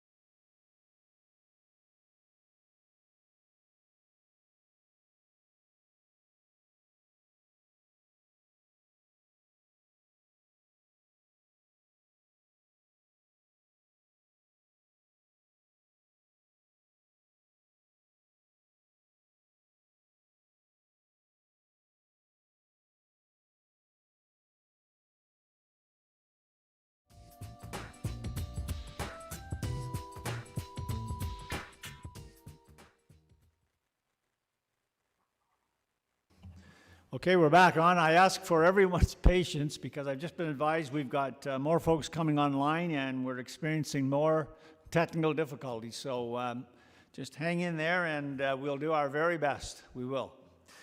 All right, we're dealing with file number D20-2021-028, and this is 10 Lakeview Park Road, Geographic Township of Fenelon. Welcome, Mr. Stainton. Thank you, Mr. Chair. Just give me a second while I share my screen.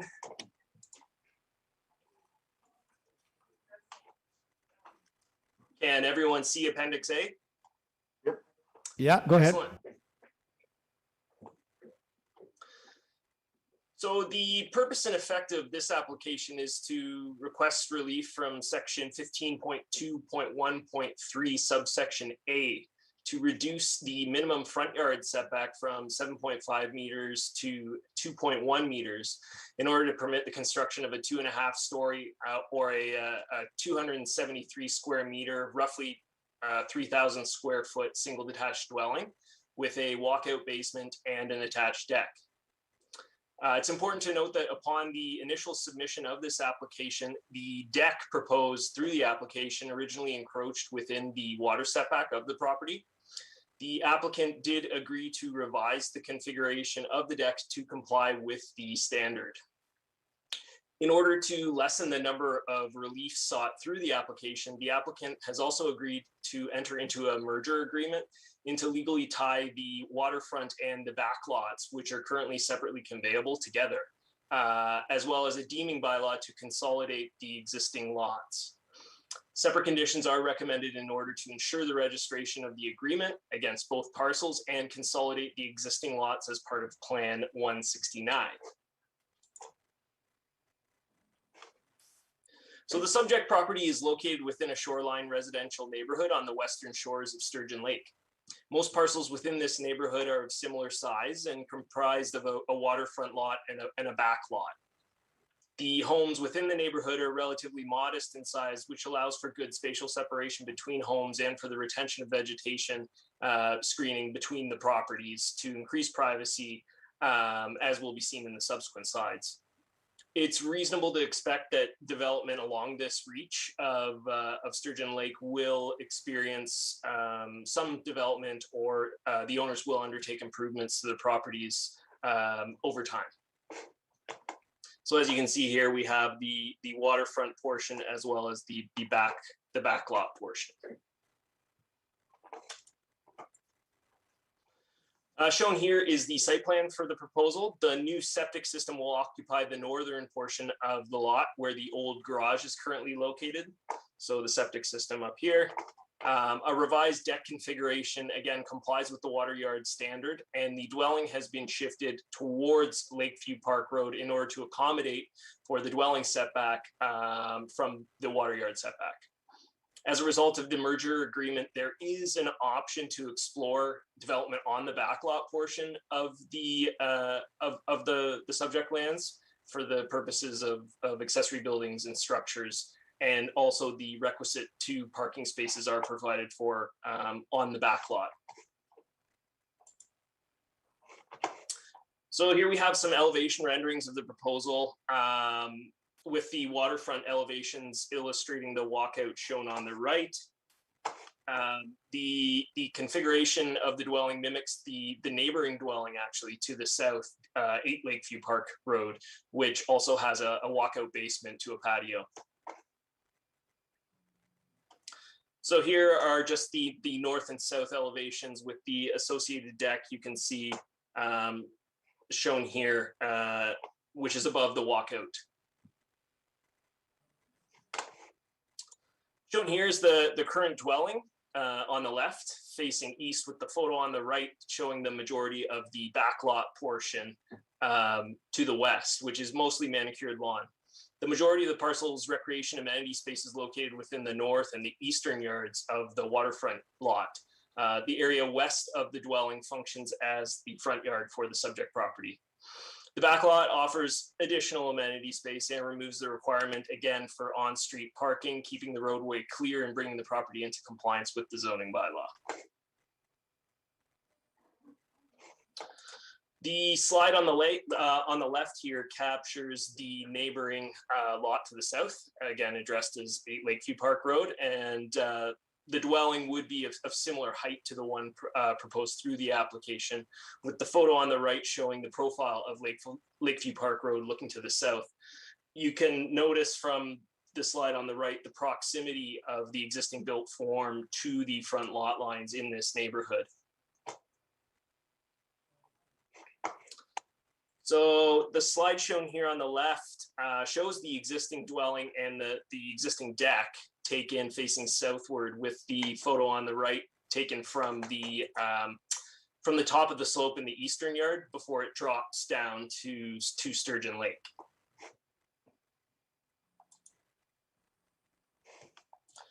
So the new 2.5-story dwelling is not anticipated to generate any adverse massing or land use impact, as it's substantially screened from the abutting properties of the neighbors to both the north and the south, which is shown in the form of a cedar hedge near both property lines with the established vegetation present.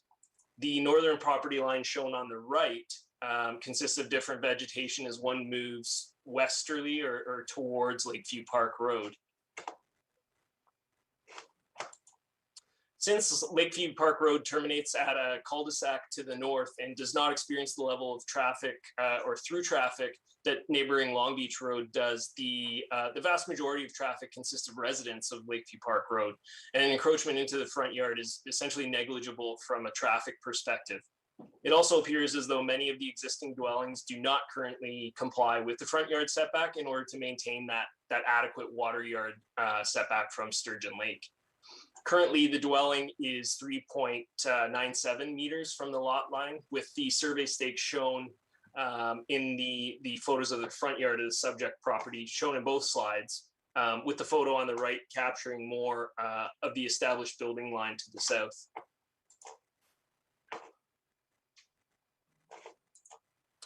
The slide shown here on the left shows the current established building line to the north. The small red garage shown in both photos is located near the proposed location of the septic system. So this building will be removed to facilitate the development, and a condition is recommended in order to ensure that the garage is entirely removed from the property. It's important to note that comments were received from Engineering and Corporate Assets Division, both the plans examiner and the supervisor of Part H sewage systems of the Building and Septic Division, stating that they have no concerns with the proposal. Kawartha Conservation also provided comments indicating that a permit is required for the proposal and that they have no concerns from a watershed, natural heritage, or hazards perspective. Based on the contents of the report, staff acknowledges that the application does meet all 4 tests for a minor variance, and staff respectfully recommends approval of the application subject to the conditions identified within the report. Thank you. Thank you, Mr. Stainton. All right, back to committee. Are there any questions of the planner? Yeah, Ms. Richardson, go ahead. Through you, should there be a condition that the applicant requires a permit from the KRCA for these proposed works? Through you, Mr. Chair, a permit has been issued for the proposed works in accordance with the comments that were provided. Thank you. Further questions of the planner? All right, being none. Is the applicant online? Does the applicant wish to speak to the application? And your name, sir? Good afternoon, Chair and member. All right. Sorry, it's Tom DeBoer with TD Consulting. Yep. Working on behalf of the owner of the property. I just, again, want to thank staff for working diligently through this application. It was a little bit of a challenging one, but it seems to be respecting all the environmental concerns that is very beneficial to our lakes and these waterfront properties. So once again, just want to thank staff and look forward to the recommendation. Thank you for that, sir. Are there any questions of the deputant? All right, being none. Is there anyone online wishing to speak in support of this application? In support of the application? Anyone online wishing to speak in opposition to the application? Opposition to the application? Committee. Mr. Marsh? in favor of the application as presented. All right, and did I see your hand, Ms. Richardson, as a second? Yes, I'll second it. Any further comments or questions with respect to the motion on the floor? All right, in favor or not in favor, Mr. Marsh? In favor. Ms. Richardson? Favor? Councillor Yo? In favor? Mr. Strangway? In favor? Ms. Archer? In favor? And I'm in favor. That motion carries. Your application is approved, sir.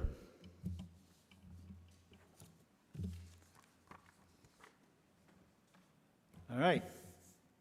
Moving right along, we're now dealing with D20-2021-037. And this is 73 Log House Road, Geographic Township of Verlin. And again, Mr. Stainton, go ahead, sir.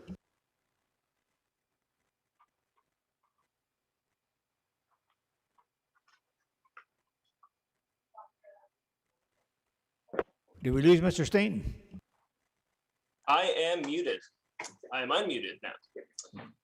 The purpose and effect of the application is to request relief from section 5.1.3 subsection B in order to construct a new 71.35 square meter or a 768 square foot detached garage, while acknowledging the location of a 9.30 square meter or 100 square foot garden shed.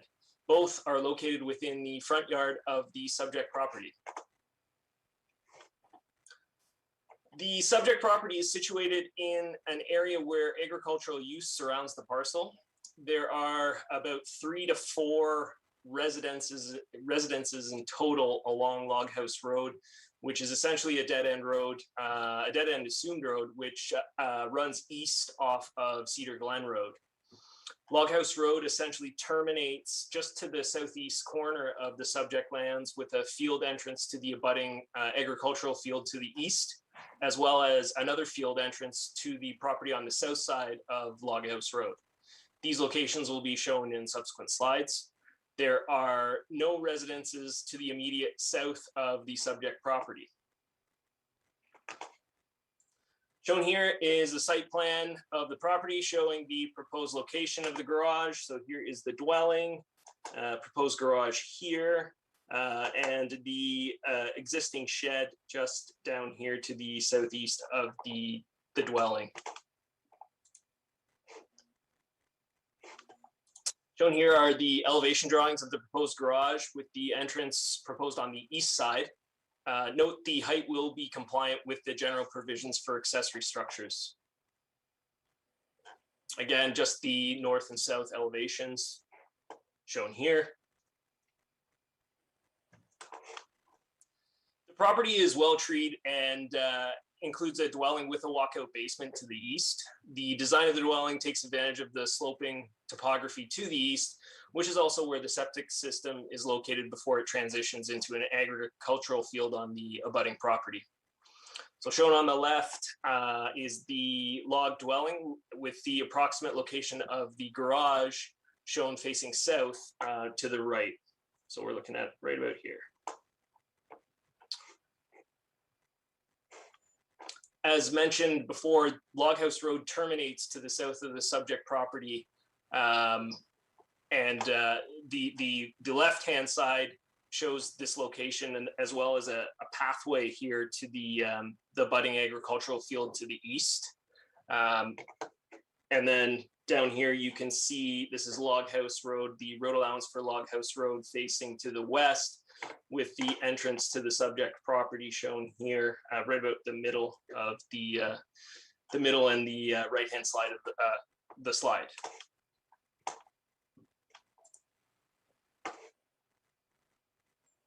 Oh.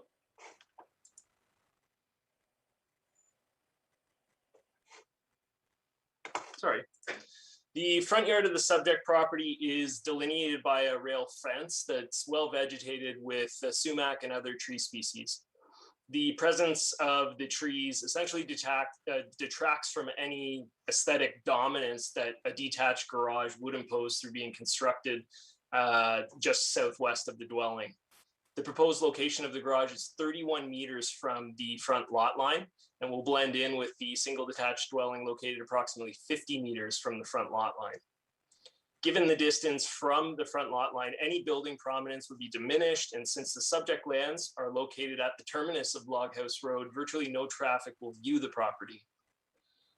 The well is located immediately to the south of the dwelling, and there is no desire to extend the driveway to the east to facilitate access to an accessory building location that would essentially detract from the prominence of the single detached dwelling if they were to put it in front. So the photo on the left here shows that front yard entrance of the subject property. You can barely see the dwelling in the back, so the garage would be situated somewhat here in behind the conifers, with the slide on the right just showing the previously mentioned agricultural field to the south of the subject lands. The presence of several mature trees combined with the sloping topography to the east, as shown in the slide on the left, makes the construction of a garage within the front yard basically the most reasonable location. As the garage is not proposed directly in front of the dwelling will continue, as I mentioned, to appear as the principal use when viewed from the road, if in fact it's seen at all. The photo on the right shows the mature trees shown here and in the background present, that if they were to construct within the side or the rear yard, they would need to be removed.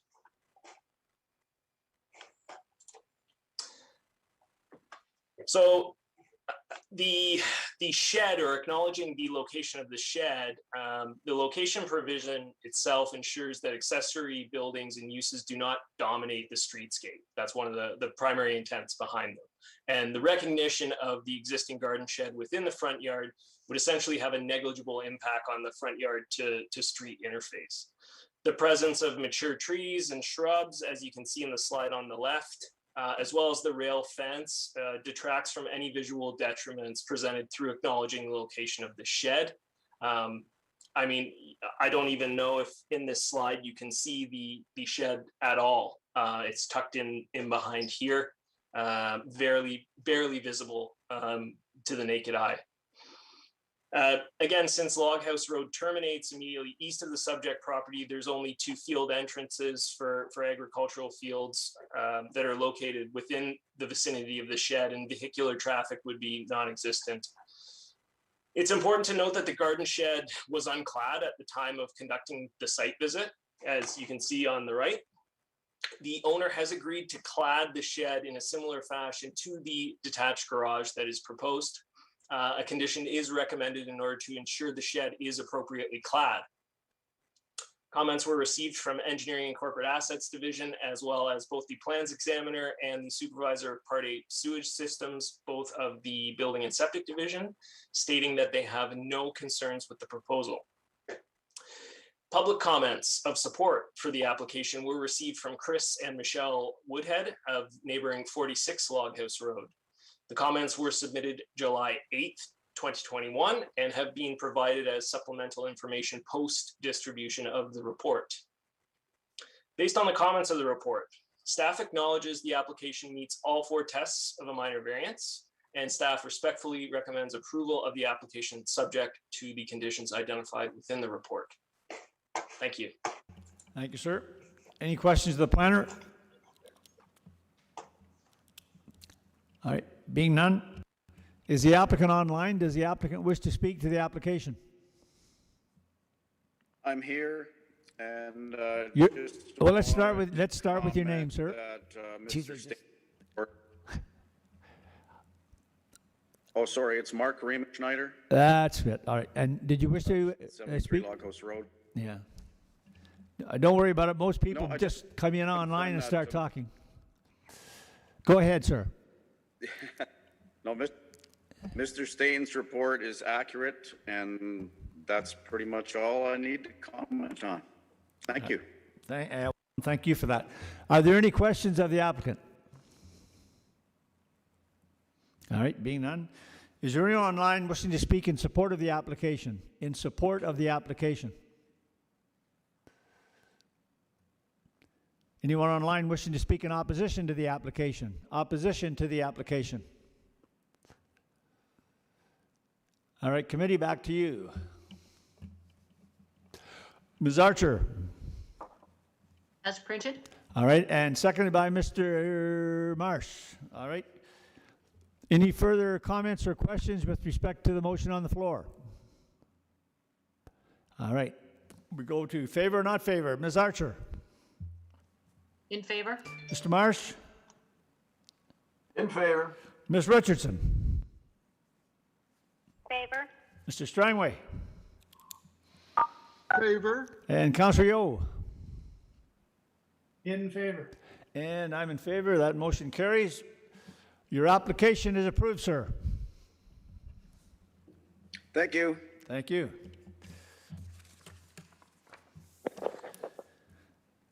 All right, moving right along.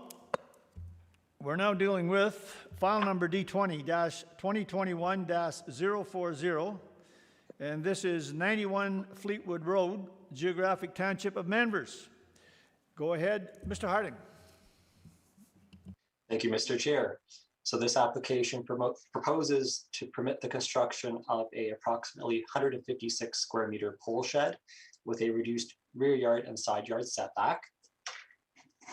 Let me just share my screen here. There we go. The property is located within a rural area composed almost completely of agricultural uses. There's a rural residential lot to the far west, number 79 Fleetwood. Please note, committee, that this area photograph is a bit dated. All the farm buildings have since been removed, and this property has now been severed from the balance of the farmland. This occurred just a couple of years ago. So the parcel now is surrounded on all sides by cultivated fields, as you'll see in the picture shortly. So as you can see, the pole shed that is proposed is L-shaped, and it is proposed at the northeastern corner of the subject parcel. And there are a couple of benefits to having it here, as you'll see in the picture, but I'd like this photograph first to demonstrate. So currently there is a parking area, an outdoor parking area behind the dwelling. So putting the pole shed in this location allows for the retention of that parking area, which also will allow that parking area to function as a maneuvering area for the doors that are proposed on both of the southern faces of the pole shed. It also allows for additional rear yard amenity space in this area to be retained for recreational purposes. And also there is a hydro line which runs in about this area here to provide power supply to the property. And there needs to be sufficient spatial separation from that. So pushing the pole shed more to the eastern side allows for that spatial separation to be maintained. Here we have pictures of what the pole shed is to look like. And a footprint here, again demonstrating that L shape with the doors facing on the south side. And here we have pictures of the subject parcel. So the image on the left is me looking at the entrance of the parcel, looking north. So a portion of the building will be visible in this space here between the hedgerow and the house. And then the image on the right is me going a little bit east down Fleetwood, looking back towards the subject parcel. So the house is here completely hidden by the hedgerow, and the garage is proposed around where these vehicles are clustered.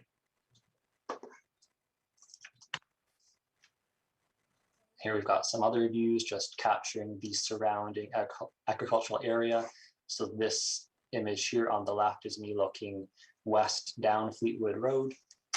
And then the image on the right is me looking east down Fleetwood Road and the agricultural operation on the south side there. The image on the right is the rear parking area of the dwelling. And the garage is proposed kind of in this area here, this L-shaped configuration. And the image on the left is just me looking from the rear yard, or sorry, the side yard of the house into the rear yard where this pole shed is proposed. And then these final images show the rear yard in a bit more detail. So the image on the left, we've got the proposed site of where the pole shed would be, which is running about across the front of the hood of the white car here.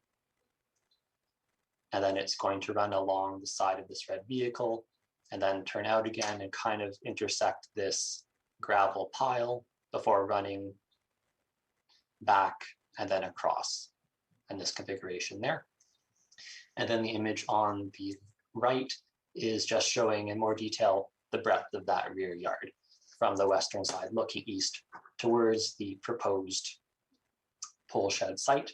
And then we can see the hydro service in both of those images as well, that the spatial separation is needed for.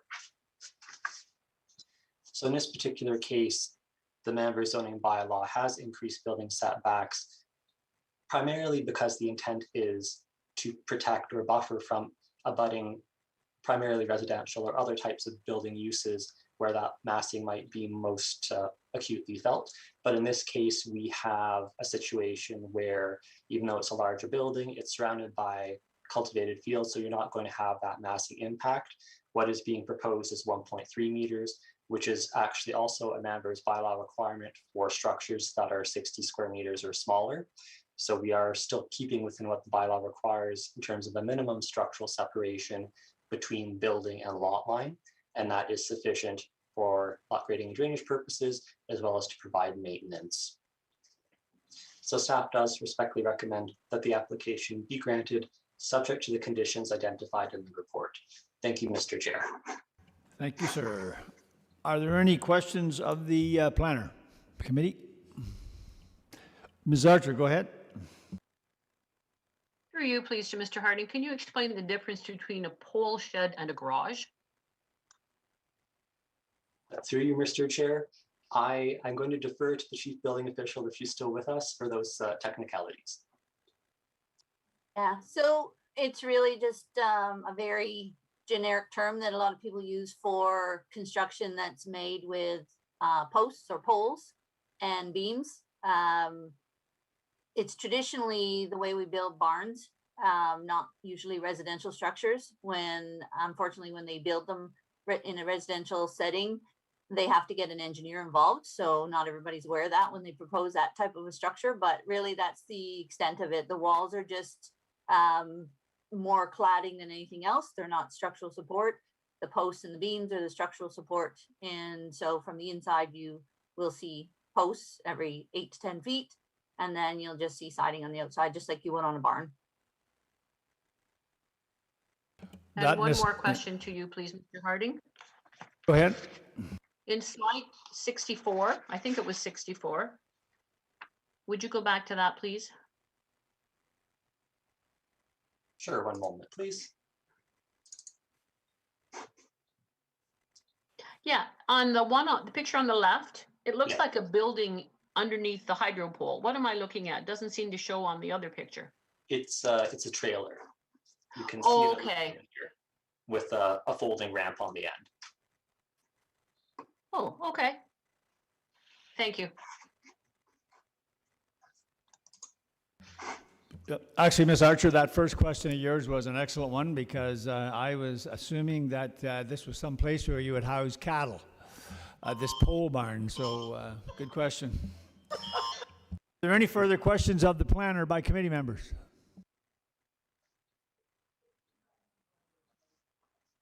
That's a tornado warning, so hang on to your houses. Yeah, it is, yeah. Yeah. So we'll listen for the roar.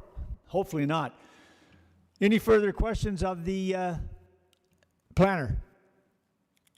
Being none, is the applicant on stream? Does the applicant wish to speak?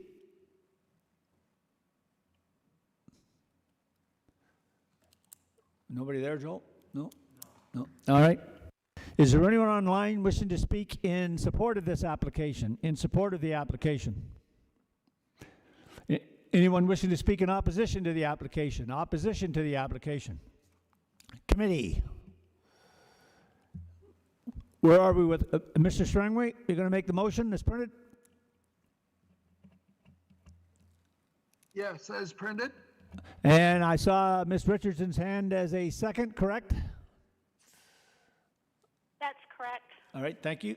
Any further comments or questions with respect to the motion on the floor? All right, favor or not in favor? Mr. Strangway? In favor? Ms. Richardson? In favor? Okay, Mr. Marsh? Favor. Councillor Marsh? In favor. Ms. Archer? In favor? And I'm in favor. The motion carries, and your the application is approved. Councillor Yeo is. Okay, I'm sorry, Councillor Yeo, yeah. Been a long day, man. Thank you, Councillor Yeo, for that. Moving right along then.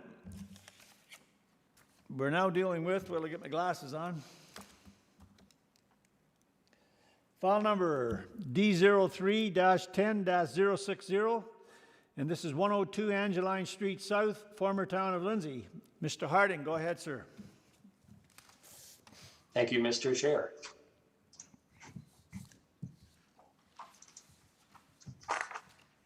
All right, we've got a bit of a antique for you here today. This application's been about 11 years in the making. So this application was originally submitted in 2010 for consideration, but was deferred for several reasons. So it is lot creation, as we can see here. It's a through lot with frontage on both Angeline Street South, which has an existing dwelling that fronts on Angeline. And then we have a very deep rear yard with frontage now on Green Arbor Way. And a severance of the rear yard is proposed. So generally, we're looking at retaining about 1,025 square meters and severing about 575.3 square meters, as shown on the next appendix here. There we go. Okay, so the reason why this was deferred back in 2010 was really for three main points. So the first one was that the road that the lot was proposed to front on, which was Green Arbor Way, was not assumed by the city at this time, as this was a very new plan of subdivision. And that road still had to go through the proper assessment review period before it could be assumed by the city. There's also a strip of land which separates the proposed lot, identified as Block 20 or Severed B on the appendix you see now, which separates the severed from Green Arbor Way. It essentially was functioning as a 1 foot reserve would. So the owners had to look into that to see what was needed for lifting it. And then the third point was trying to arrive at a value for what the proposed severed lots' fair share of the subdivision infrastructure costs would be. As was identified in the subdivision agreement, if there was any new lots that were proposed to abut this plan of subdivision, the developer would be able to recover costs through the municipal process that we're at today. So then with respect to those 3 points, we now know that the road is assumed by the city. We also know with respect to this part of Block 20, this 1 foot reserve, if you will, that in 2010, council did agree and pass resolution that it could be conveyed to the owner as part of the severance application. And then with respect to cost sharing, there has been a tentative agreement reached between the owner and the developer, which is reflected in appendices F and H. Okay, so now that background's out of the way, with respect to the property description. So as I said before, this is a long lot which fronts on Angeline Street South and does back onto Green Arbor Way, which is a newer plan of subdivision constructed around circa 2010 or a little bit before. So the buildings along Angeline Street South are primarily a mix of residential and institutional uses. We've got a medical building here. We have the health unit building here. We have the Crescent Care building here. And then we have the Lafarge operation here, with the balance of those lots being residential. So in this case, the frontage along Angeline Street, or the appearance of this lot after severance, is going to remain unchanged because all of the activities happening in the rear yard. But I will go through pictures of the retained lot first. So here we have the existing dwelling and the front yard shown on the image to the left. And then I moved into the space right behind that same dwelling. So we can see there's a parking area there. And then we can see the edge of the detached garage. And then we have some views of the Angeline Street South streetscape.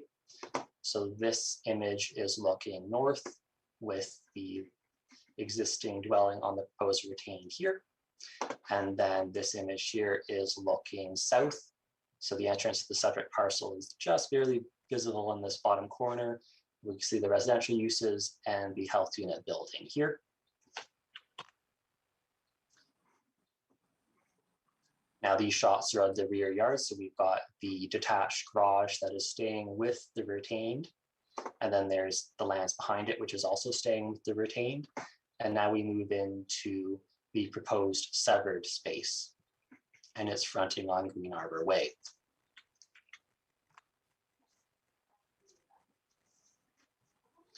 So here, I've just taken some pictures looking down around Green Arbor Way, kind of the south and eastern sides. So we have the subject lands here. The first couple, or the first house after that bend on Green Arbor, the health unit building is visible here. And then I've just pivoted the camera a little bit more to look east. So we have the same house shown in both images here, and then looking down at the built form further along, there is a multi-residential single rise building on Green Arbor, which is this larger roof structure here.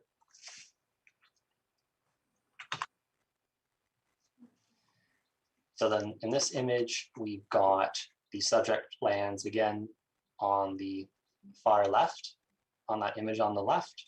And then I panned the camera looking a little bit north at the abutting lots. And then the image on the right is me just pivoting in that same direction to look directly east across from the subject lands. So you can see right now that they are vacant, but they are zoned, I believe, for a mid-rise residential type use at some point in the future. And then this final image here is me just walking down the road a little bit. So this is the subject parcel again. These are those houses that we saw backing on the north side in that last photo set. And then we just have the curvature in the road here. So that captures the type of built form that we have on Green Arbor. So we've got primarily 1-story or 1.5-story residential buildings. Okay, so now I think, yeah, that's it. So I'm going to go back to these images and then I'll delve into the analysis here. So I am of the opinion that the proposal is consistent with the provincial policy statement and conforms to the growth plan and the official plan and is in keeping with the intent of the zoning bylaw. The PPS and the growth plan do encourage development within settlement areas to make better use of existing and planned infrastructure, and the proposal represents intensification, and this is a logical expansion for residential use because we've got a very deep rear yard with the ability to have ready access onto the existing municipal road network from behind. The Lindsay official plan rather identifies this land as residential. So there's no change here. We have a residential neighborhood already. We're proposing a built form or a use that is consistent with the built form that is permitted in the surrounding uses. The property is zoned residential too, and the proposed lot actually exceeds the minimum area and frontage requirements of the R2 zone, so there are no variances required to facilitate the lot creation on either the severed or the retained. There has been a lot of public interest in this application, and we see a lot of that public interest in the meeting today. So staff has reviewed all of the letters of concern and a petition, and I do note that in your amended agenda package, there is a second letter from Sharon McRae, which was not originally included in the original appendices, but that was a oversight on my part for not including it. But I did want to just make committee aware that the contents of it were reviewed at the time, and I believe they have still been addressed. So the contents of that letter, as well as the others and the petition that was submitted, can collectively be grouped into the following 6 topics: impact on property values, impact to neighborhood character, impacts to views and privacy, the grading of the lot, including driveway access, fair compensation of the developer's subdivision expenses, and the function of Block 20. So with respect to that first one, the Planning Act doesn't contain a mechanism where we can review the impacts to property values. With respect to the second one, for neighborhood character, there is no potential to require the property owner to build the future dwelling to the same design set or facade requirements that were used for the other residences on Green Arbor Way. With respect to the third point, having rear yards of lots on one road that face into the side wall or the front rear yard of another is not uncommon for properties that are close to corners in urban settings. And what we have here with that sharp turn of Green Arbor Way from east-west to north-south is essentially a corner configuration. With respect to lot grading and drainage, which includes driveway access, these will be addressed through the building permit process. There will need to be an entrance permit issued through that process as well. So an entrance review is required, and there is a condition to that effect included in the proposed conditions. With respect to fair compensation, there has been a tentative agreement reached between the owners and the developer as to what the cost should be, which is included in the report. And with respect to the role of Block 20. So again, this is something that council already determined back in 2010 would be lifted in order to create this lot. And also, just to elaborate, the Block 20 remains the most effective mechanism by which the city can control the development on this parcel and make sure that the developer is reimbursed for their fair share of the infrastructure costs for the creation of this subdivision. I do also want to note that in committee's amended agenda package, there is another letter provided by Tim Piggott. If committee has any questions to staff as a result of that letter, I'm of course available to answer them. Staff does respectfully recommend that the application be granted, subject to the conditions identified in the report. Thank you, Mr. Chair. And thank you, sir. Are there questions of the planner? Mr. Strangway, go ahead.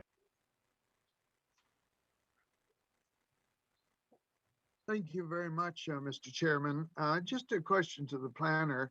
I noticed all of the homes on Green Arbor Way have a similar style and appearance and so on. Is there anything that we can, or that is in this severance that would maintain the style of homes that are currently on Green Arbor Way, or request a similar style? Through you, Mr. Chair, when it comes to just creating a lot that does not require any release from the zoning bylaw, we don't have any mechanism to compel architectural control, especially when a single detached dwelling is proposed. If we were dealing with variances that, let's say, were a front yard reduction or something like that, then there might be the potential to include something. But in this case, there are no variances that are required. So just to further that, even though the developer has taken great care to maintain the apparent styling along this road, somebody could come in and build a very different style home with different color combinations and appearances, and there's really nothing we as a city could do about that. Through the chair, that is correct. Okay, thank you, Mr. Harding. Further questions from the committee to the planner? All right. Is the applicant online? Does the applicant wish to speak to the application? And your name, sir? My name is Tim Piggott. All right. Go ahead, sir. Thank you, Mr. Chair. Thank you to the committee and thank you to the staff of the City of Kawartha Lakes. We did have a few speaking notes prepared. However, Mr. Harding has artfully covered all of the topics that we contemplated. So we have no further comments at this time. Thank you. Thank you. Just another indication of what an excellent job our staff do. All right. Are there any questions of the applicant from the committee? All right. Being none. Is there anyone online wishing to speak in support of this application? In support of this application? Anyone online wishing to speak in opposition to this application? Opposition to the application? And your name, sir? I'm Don Wilson. Go ahead, sir. I'm not sure if I'm doing this in the proper order, but I'm generally representing the subdivision as a whole.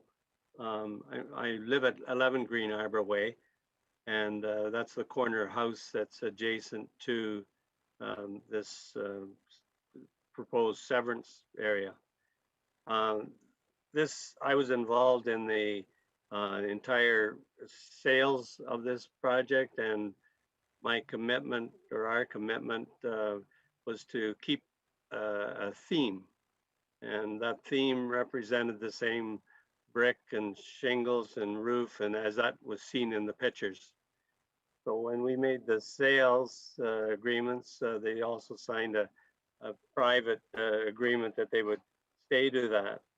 So our concern was, when this was a separate lot, that someone could come in and do something completely different and change the theme. So that was a concern.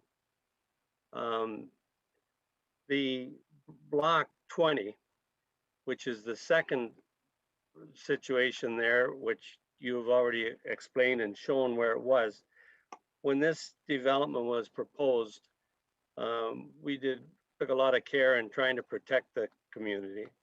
And that block 20 was basically, our intent was that that would have been left in not tied up with the city, where they would be able to have the option of giving it away. That was our reason why we had that, so we could protect this theme. And as was explained there in those 6 points that you were just made, that the city doesn't have any rights, unless it's a heritage site, they don't have any rights to control what was in there. Well, that was our intent. And now the question that we would have as a group is that block 20, the city at this point has an option to give it to this area that the lot's being severed, or it possibly could be given back to the adjacent owners to that block. And one of them would be Sharon McRae's property, and the other one would be 11 Green Arbor Way, which is a house that belongs to Don and Jean Wilson. But that particular part could be put in trust for the subdivision as a whole. But that's our big concern, is trying to keep the conformity. And I know there was a possibility at the time of in the report that we basically got this report last night in the mail, but one of the thoughts, the alternatives were considered, and the staff asked if there could have been a proposed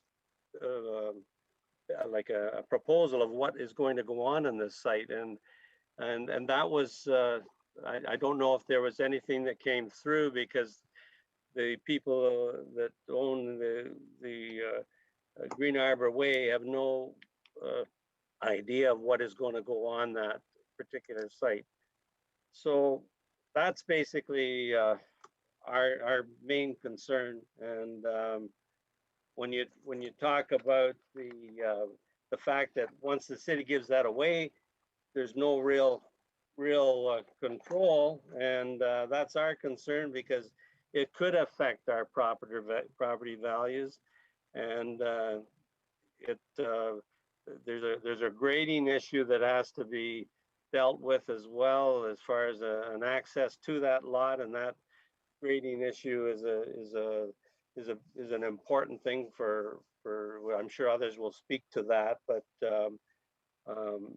I think that kind of covers the main things. Is the block 20, and the other thing in block 20, I think, and this will be more for clarification, I think block 20 goes across two lots. It really goes across the portion of the lot that's severed, and then it goes to the adjacent lot. So that opens up another concern of what might happen down the road, and who would get the other little portion of block B when it's severed. I know the one part is going up against this severed area A, and the other part is going against the adjacent property to the south of that, which backs up or goes up against Sharon McCrae's property. So that's about all I have to say now. Thank you very much. Thank you for that, sir. Mr. Harding, do you wish to comment on any of the comments that were made? Sure, Mr. Chair. Just let me finish writing down a couple things. Okay. So a lot of it, I think we already heard that there's some concern over architectural control, but when we consider lot creation, we don't have that control. A lot of the other concerns, and there's property value associated with that as well, there's no mechanism under which we can review that. So I do want to reiterate that. With respect to the function of block 20, so I'm going to share my screen again. I will go back first to that slide.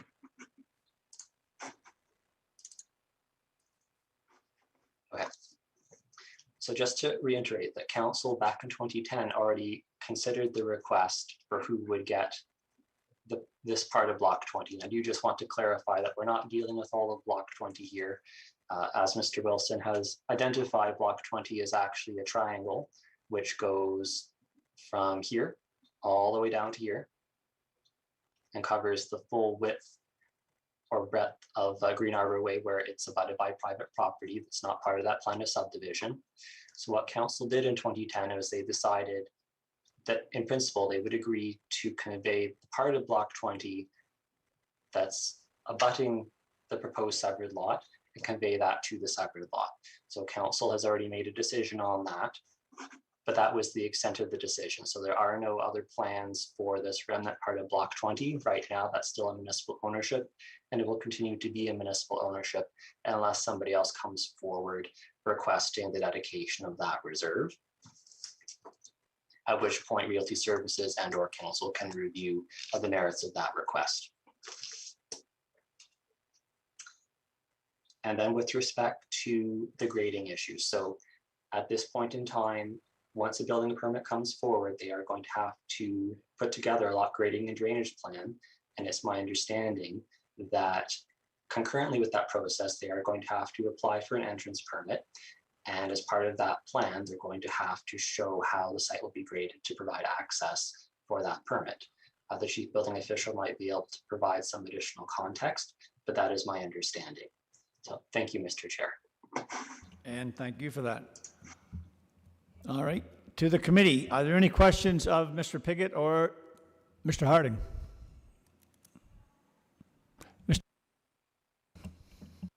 Mr. Marsh, go ahead.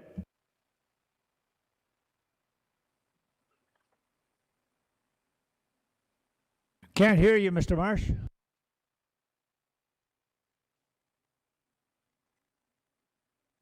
You got muted, unmuted. We can hear you now, go ahead. You said that there was an agreement in 2010 and it was an agreement in principle only regarding the block Was that to Mr. Harding? Mr. Chair, Yes. council made a resolution. To sell, and it's never been followed through on or revoked or otherwise, so it's just been sitting in limbo for 10 years. That's correct. We have since coordinated with Realty Services and they are going to proceed, but it's contingent on committee approving this application. Okay, that's good for now. Any other questions of the deputy or Mr. Harding? All right, being none. Oh, sorry, Ms. Archer, go ahead. That's why we have recorded votes, you see? Go ahead. This is for Mr. Harding, please. So am I reading this right, that there's a potential for the lot to the south to have this same thing happen? To the chair, yes, it is a potential. All right. Anything further of Mr. Harding or the deputy? All right. Is there anyone else wishing to speak in opposition to this application? In opposition to this application? Yes, sir, but I'm not sure how to be heard. Sharon McCrae. Well, you so go ahead, Ms. McCrae. I have a couple of questions about the rest of Block B as it adjoins my property. Is there any chance that the circulation of the proposed change in use would be circulated to the adjoining landowners on both sides of it, not just one, so I would know? Well, let's Or let is it Mr. Harding only- respond to that. Go ahead, Mr. Harding. Through the chair. So my understanding of the question, and please correct me if I'm wrong, is what was the public notification requirements when council was considering what to do with Block 20 back in 2010? Is that No, I presently live at 25 Green Arbor Way, Mr. Chairman and Mr. Harding, and it was only in after effects that I realized that the lot adjacent between myself, the empty lot, was going to be up for sale. I would like to know if the rest of Block 20 that abuts my land, if it were to change use, I would be notified so I could buy it rather than having the vista of my property obscured by another entrance. Okay. Thank you. So the question then, just to paraphrase, is what are the public notification requirements if there is a proposal to do something else with the remnant of Block 20? And the answer to that is, I don't know. It's not part of planning's process. It's actually going to be Realty Services, possibly paired with council, and whatever Realty Services would require as part of their legislative advertising protocols to invite comment when municipal property is to be dealt with. Ms. McCrae, go ahead. How do I resolve Mr. Chairman, how do I resolve my anxiety about finding out that there's going to be an entrance 20 feet from my front door and I get notification after it's happened? Mr. Harding, do you want to respond to that? Do I contact Realty Services? To the chair, yes, that is correct. Realty Services would be your first point of contact to figure out what the municipal process would be. Okay. And further, Mr. Chairman, I was wondering if I could be informed and circulated at the time of an entrance permit being given for the severed portion, because I'm concerned about the elevation and the obstruction and the safety of someone accessing Green Arbor Way between the two curves. Mr. Harding? Through you, Mr. Chair. That question gets beyond the planning realm. I will defer to the chief building official to see if she can provide any additional context to respond to that question with. Ms. Murchison, are you there? Yeah, go ahead, please. Yes, I am. Yeah, through you, Chair. With respect to the entrance permit application process, the building division receives the application. We collect the money, the fee for it, and we do a zoning verification. And then we pass everything along to Public Works, and Public Works is the keeper of that entire process from that point forward. My understanding of their process is there is no requirement for circulation because it is a municipal bylaw. It's not governed by Building Code Act, Planning Act, which are the two that I'm most familiar with having circulation rules. So I'm pretty sure that they won't consult with the neighbors. They'll go out and do their review based on their development standards. So to make sure that it's a safe entrance before they approve it. Ms. McRae? I'm wondering what happens if they go out and decide that it isn't a safe entrance. Then where do we go? If there's no viable entrance, then they would be responding that way. The only issue we come across, and it's more often in the rural setting than it is in the urban setting, when there is no entrance approved, unfortunately, the Building Code Act does not recognize a municipal entrance bylaw as being applicable law. So if my staff are provided with everything required to obtain a building permit, we cannot deny it based on not having an entrance. So we're back to, square one, where I'm not really sure how Public Works would enforce that. You would have to speak to them. Thank you. Ms. McRae, did you wish to say anything further? No, I just object to the process that has occurred, and I hope that we can find some resolve so that the use of the roadway isn't impaired by an entrance permit that we'll back into. All right. Especially me. Yep.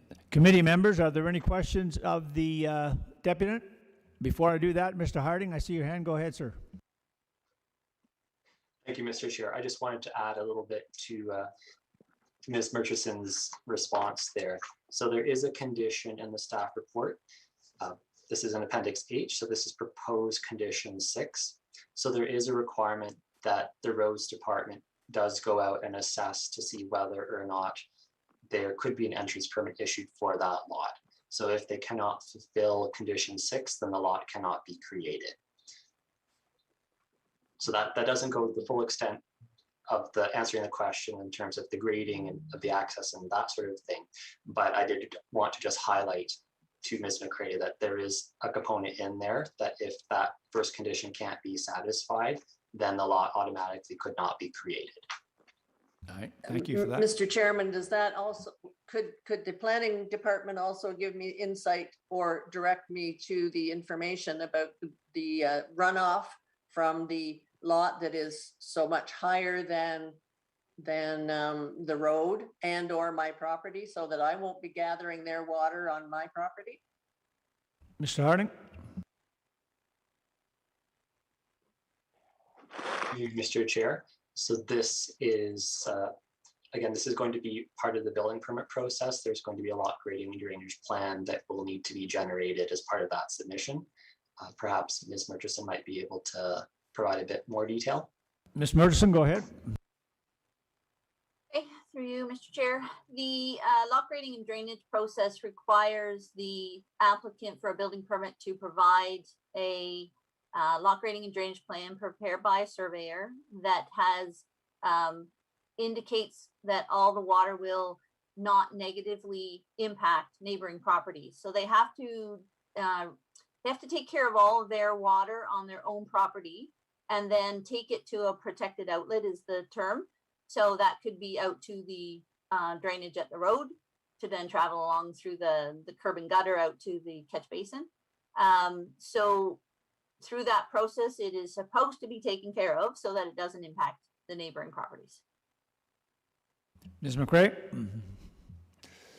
I do hope that the planning process, the engineering, has been able to satisfy both the applicant and ourselves, because it is obviously a complicated, duplicated process. I appreciate your answers, and I hope it all goes smoothly. Thank you. Yeah, thank you very much. All right. Is there anyone else wishing to speak in opposition to this application? In opposition to the application? And your name, sir? Say just a couple of things, Mr. Chair. Mark Wilson. Yeah, go ahead, sir. Yeah. So just a couple of things. I don't know. Is it possible, Mr. Chairman? Can we can I request Mr. Harding to show a slide up on the? I know which one it is. Is he able to do that? Absolutely. Yeah, tell him which one you want. Slide 70 there. Okay, give me one moment. It was the 70 in the bottom left-hand corner there. Okay. Yeah, and maybe I might ask for 71 as well. But I just so everyone's aware that elevation difference between the asphalt and where those planter boxes there is about 1.5 meters, and the distance to that location is, I don't know, it's probably 3 or 4 meters. But as you come down further to the south to towards Mrs. McCrae's property, that maybe if you can go to slide, if you could switch to 71 there for a second. Yeah, you can see that increases, by quite a bit there. And just for Mrs. McCrae's comment about will I be notified, I guess my experience has been that no, you won't be, because in 2010, I came across it, by accident, advertised in the newspaper. When I went to various staff members that I've been dealing with throughout, this development of the subdivision, they didn't seem to have any knowledge that this reserve block was going to be considered to be transferred to the neighboring property. And I would respectfully disagree that I don't believe that council made the determination or agreed in principle that they were going to transfer for this land to the applicant or to anyone. I think my recollection was that it was declared surplus to be conveyed at a later date or dealt with at a later date.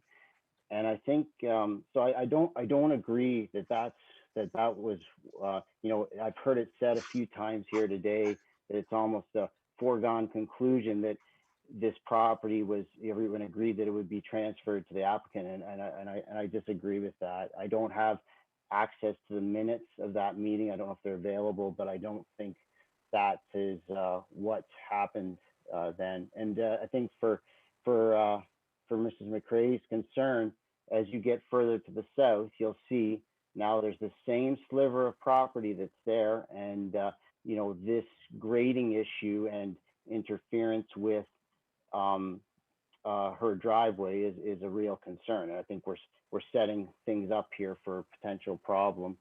I just say, like, the very least, I don't think that just having a condition for an entrance permit is acceptable as a condition. I know grading plans are usually linked to building permit applications, but I think in this case, I think it's wise that if it's approved, that would be a condition. But again, I don't know that.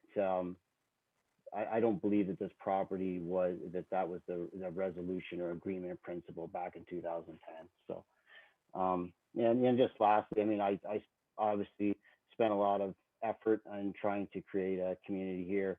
We've got some great owners in here. They've all been very supportive of me. I think they've made a wise investment, and I would have liked to have seen the consistency in the architectural streetscape be maintained if there was any further development. All I have, Mr. Chairman. All right, thank you for that. Committee, any questions of the deputant? I can't see everyone. Can we go back? There we go. Any questions of the Deputy Committee? Councillor, oh no, Mr. Marsh, go ahead. Thank you. I just want to go back as well on the surplus issue. And Mr. Wilson, question for you. So you're saying you were never notified that this property was declared surplus? No, I don't know about that, Mr. Marsh or Mr. Chairman. I'm saying that when this came up in 2010, that the block 20 was being considered to be, I don't remember the wording in the newspaper ad, but to be declared surplus, and I believe it was to be conveyed to the applicant.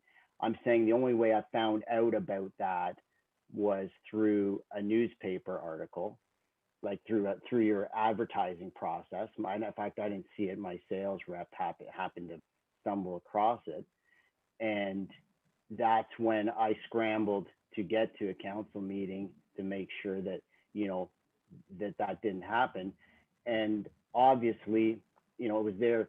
There was a mechanism there for me to be compensated, but obviously I was also concerned about what could potentially be developed there.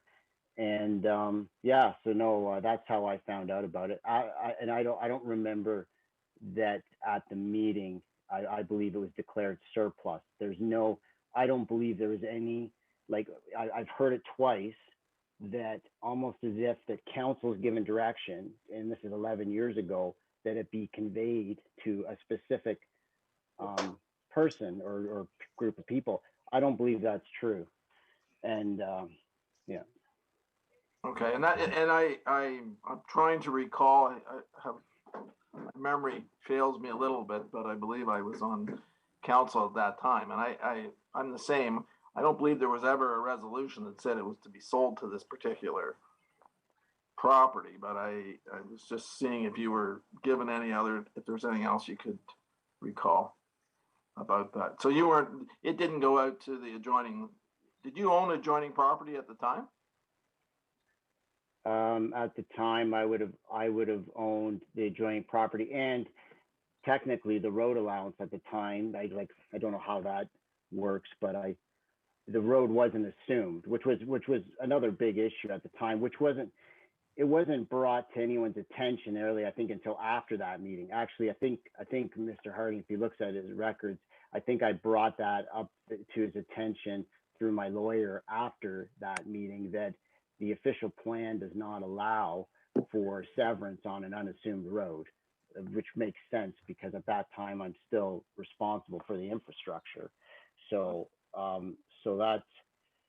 yeah, anyways, there's just a few things in the report, just respectfully, I don't think that they're entirely accurate, and that's, there's new staff, new people, a lot of time has gone by, so I'm not being critical. I'm just saying that's my recollection. I agree. So if I may, Mr. Chair, if I could direct it through, because I've heard as well that this was sort of an agreement with the applicants, that it was just them and only them type thing. And I'm curious if Mr. Harding or someone else on staff can walk us through the process of this being declared surplus and how it came to be, because I just want to verify how it ended up that it was only going to go to the applicant. All right, Mr. Harding, do you wish to respond? Yes, Mr. Chair, thank you. So I don't have a lot of details here to provide, I think, the robust response that committee might be looking for, but what I do have here is a letter that was issued September 23rd of 2010, sent to Dale Pickett, and it says here, RE conveyance of block 20, plan 57, M788 Lindsay. Council would like to thank you for attending the September 21st council meeting to make a deputation on the above referenced matter. The following resolution was adopted at the meeting. Resolved that the deputation by Dave Piggott regarding the conveyance of block 20, plan 57 M788 Lindsay be received. Later at that meeting, a bylaw authorizing the conveyance of Block 20, Plan 57M788 was adopted by council. And then it goes on to refer Mr. Piggott to contact Realty Services to continue the process. Thank you. Mr. Marsh, follow up? No, that's fine for now, thanks. Any further questions of, yes, go ahead, Mr. Strangway.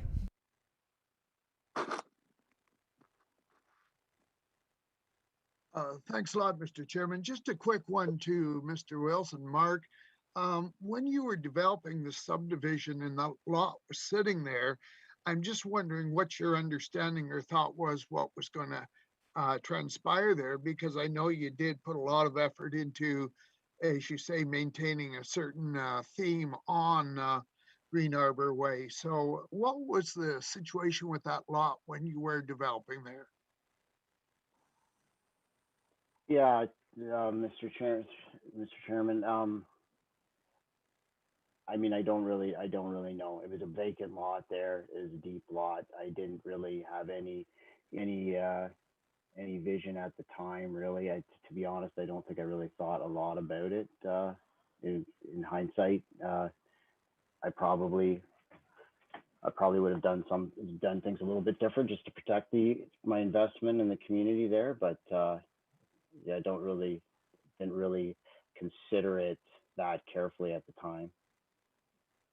Okay, Mr. Strangway, follow up? I just wondered whether there'd been any, no, I appreciate that. I just wondered whether there had been any consideration at the time of the development of the subdivision. Thank you. Any further questions of Mr. Wilson? All right. Is there anyone else online wishing to speak in opposition to this application? Opposition to the application? Could I make one more comment? Who am I? Is that possible? Don? All right, go ahead. Yes, sir. Yep.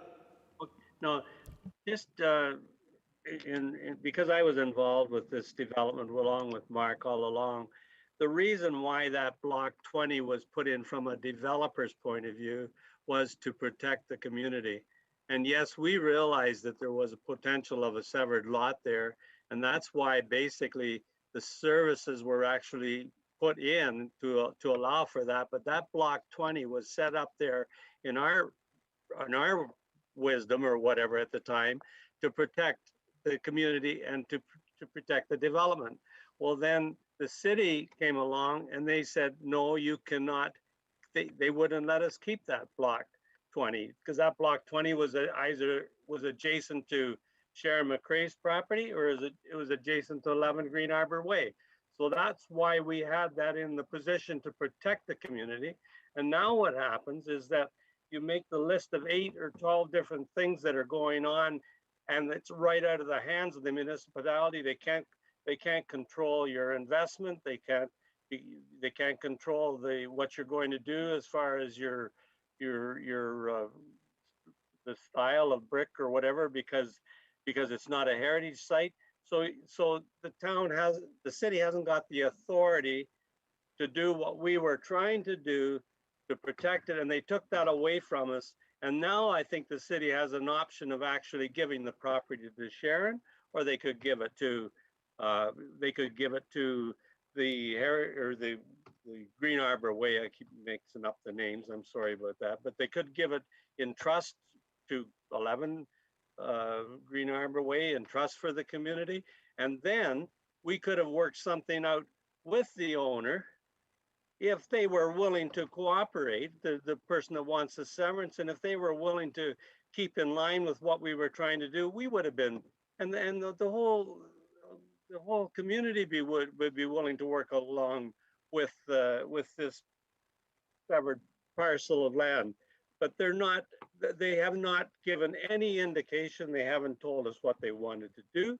There's absolutely been nothing. So the city took the power away. I'm asking really for the city to give it back to us. We'll work along with the severed owner if as long as they're reasonable. But if they don't want to tell us what they're doing, it doesn't it's not a very comfortable thing for me And I made commitments to the people that bought those properties, and I would like to keep the same theme. So that's my position, and thank you very much. Thank you, sir. Do you wish to respond, Mr. Harding?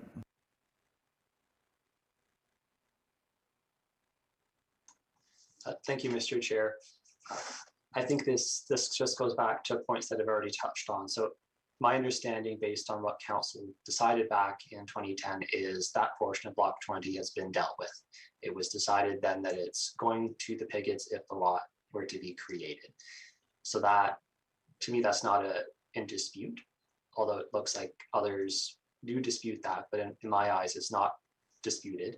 It's definitely not disputed by Realty Services, which is the office which is in control of disposing of municipal lands, because I have had conversations with them over the past year or so just to confirm what went on back then. And a lot of it also has to do with how much control can abutting landowners have over development, and can they block it if it doesn't appear in their mind's eye with what they had envisioned for that site. And the reality is there's limitations. The zoning only gives you so much authority to control where the box is erected and the height of the box. And the rest is up to really the prospective purchaser of the lot or the developer to decide.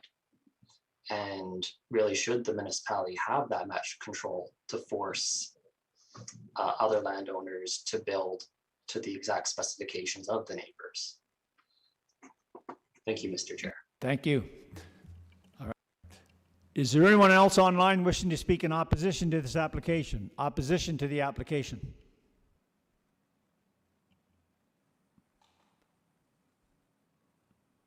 Oh, I see a hand. No, that's Dave. So, okay, go ahead, sir. Nothing.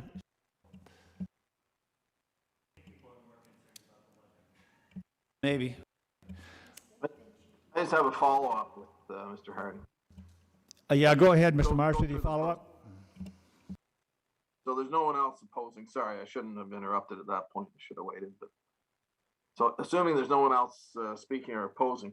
So again, I'm just trying to get things in order, and as a committee, and just correct me, Mr. Harding, if you can. Basically, outside of whether it's right, it's wrong, I know exactly where you're coming from. You know, there's all kinds of things that have happened, but the bottom line is we have a severance application in front of us. The property does qualify, and with your recommendations, in fact, it will be made to conform, and this committee, unfortunately, or whatever. I mean, I don't necessarily think it's right how this has all gone through either, but this committee, from our perspective as a committee, you're basically saying, yes, the property qualifies and it does conform. Is that what it comes down to? Mr. Harding? Through the chair, yes. Okay, thank you. I'm going to try one more time. Is there anyone online further wishing to speak in opposition to this application? Opposition to the application? All right, being none. If you're still online, do you wish to respond to any of the comments that have been made?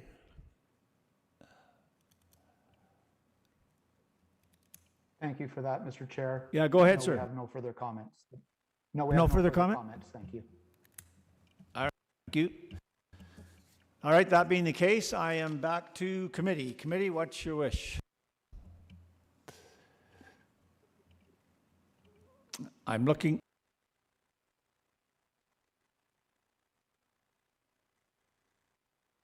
All right. I'm just going home then. All right, I need something on the floor, committee, so help me out here. Mr. Strongway.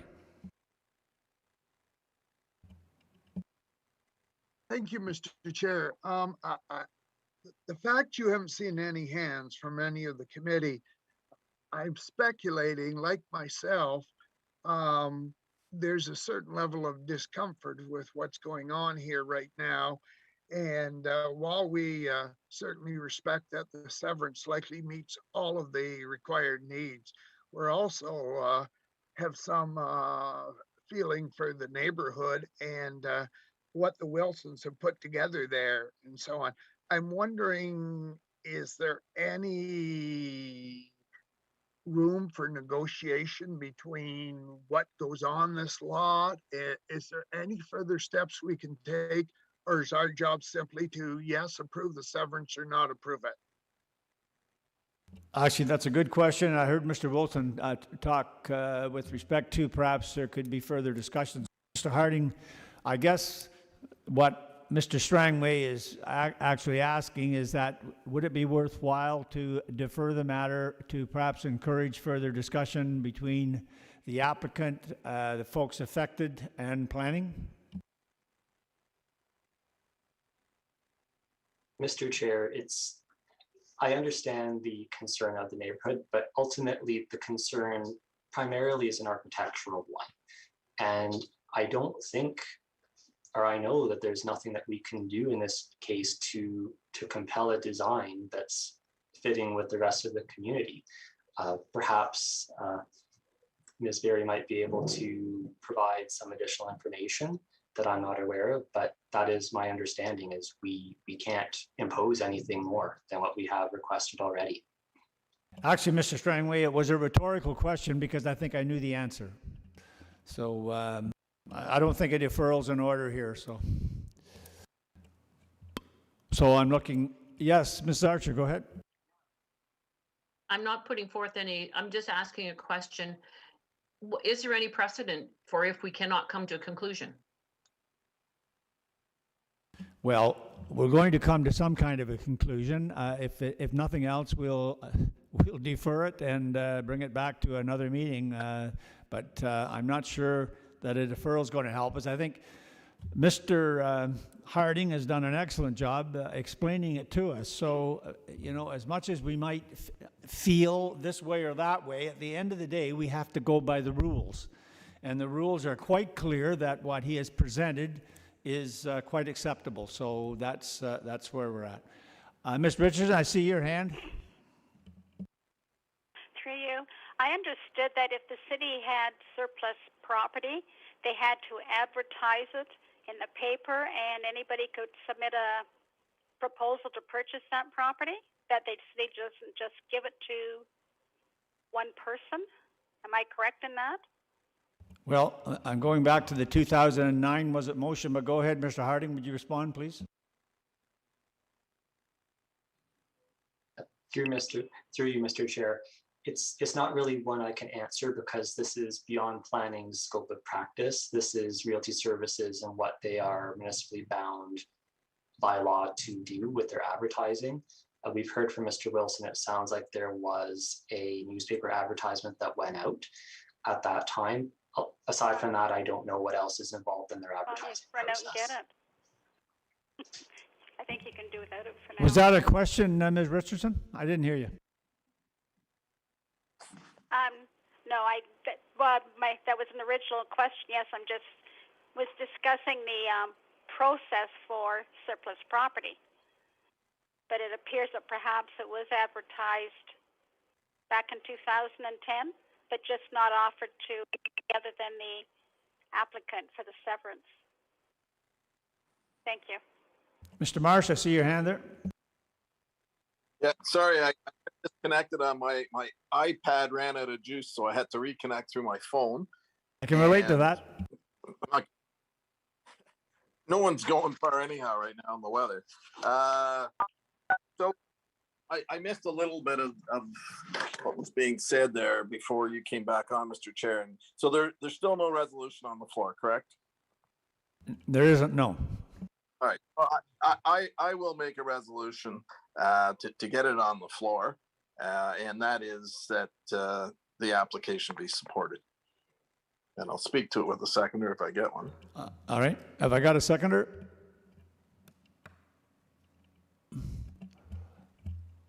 Okay, I'll second it as chair. Go ahead. Yeah, I think what's happening, unfortunately, this committee is getting drawn into the politics. And you're correct, Mr. Harding, as much as I may not agree with how it's come to be, this committee is sitting here, we have the information in front of us, and there's nothing here that says that this application should be denied under any of the grounds normally applicable to a severance. And I feel for all parties involved, and it's simple to say, well, we're not going to support it because it's not right. But if it goes to the tribunal, I don't know how we're going to possibly win at the tribunal, because we don't agree with it with the principles involved. So that's my concern, and I think our hands as a committee are truly tied. That we need to. There's no. The checks and balances are all there in favor of the severance, whether it's right or wrong, or whether council did the right thing or otherwise. I mean, that's something that if we support this and it goes through, anybody that's opposed can take it to the tribunal and put that forward, or for that matter, go to the Ministry of Municipal Affairs if it wasn't followed through properly. But I don't believe that we'd be in this position if something wasn't done properly, if process wasn't followed. So I'll rest my. Well, as seconder, I totally agree. There's absolutely no evidence to suggest that this wasn't done properly. Like I say, you're absolutely right. It's okay to think, well, maybe it's not right or it's not fair or whatever. We have to deal with facts here, and the facts, again, Mr. Harding has laid it out very well. We all appreciate the fact that the folks have taken the time to say their bit, but at the end of the day, we have to deal with the facts here, and the facts are such that I don't see how we cannot proceed with this application.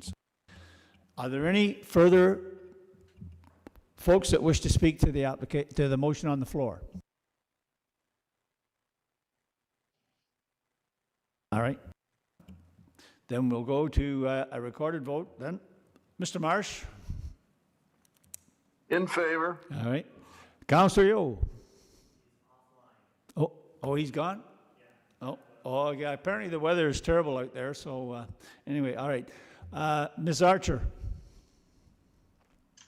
In favor. Okay. Mr. Strangway?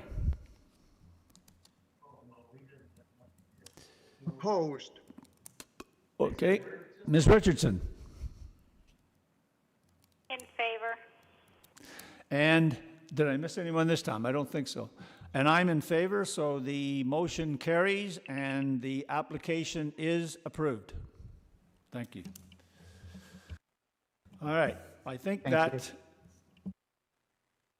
that finishes off our agenda, and we're moving to other business. Anything on other business from members of the committee? Can we cut everyone off other than committee? They should take shelter.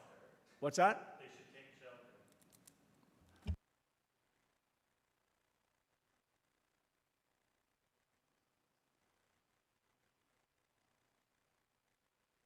Yeah. Yeah, I've just been advised that apparently there is a storm approaching Lindsay that is carrying a tornado. So I think without further ado, I'm going to ask for a motion to adjourn. Mr. Strangway, Mrs. Archer, all those in favor? Yes. Yes. Okay, carried. Thank you. Stay safe. Thanks, You guys all stay safe too. All right.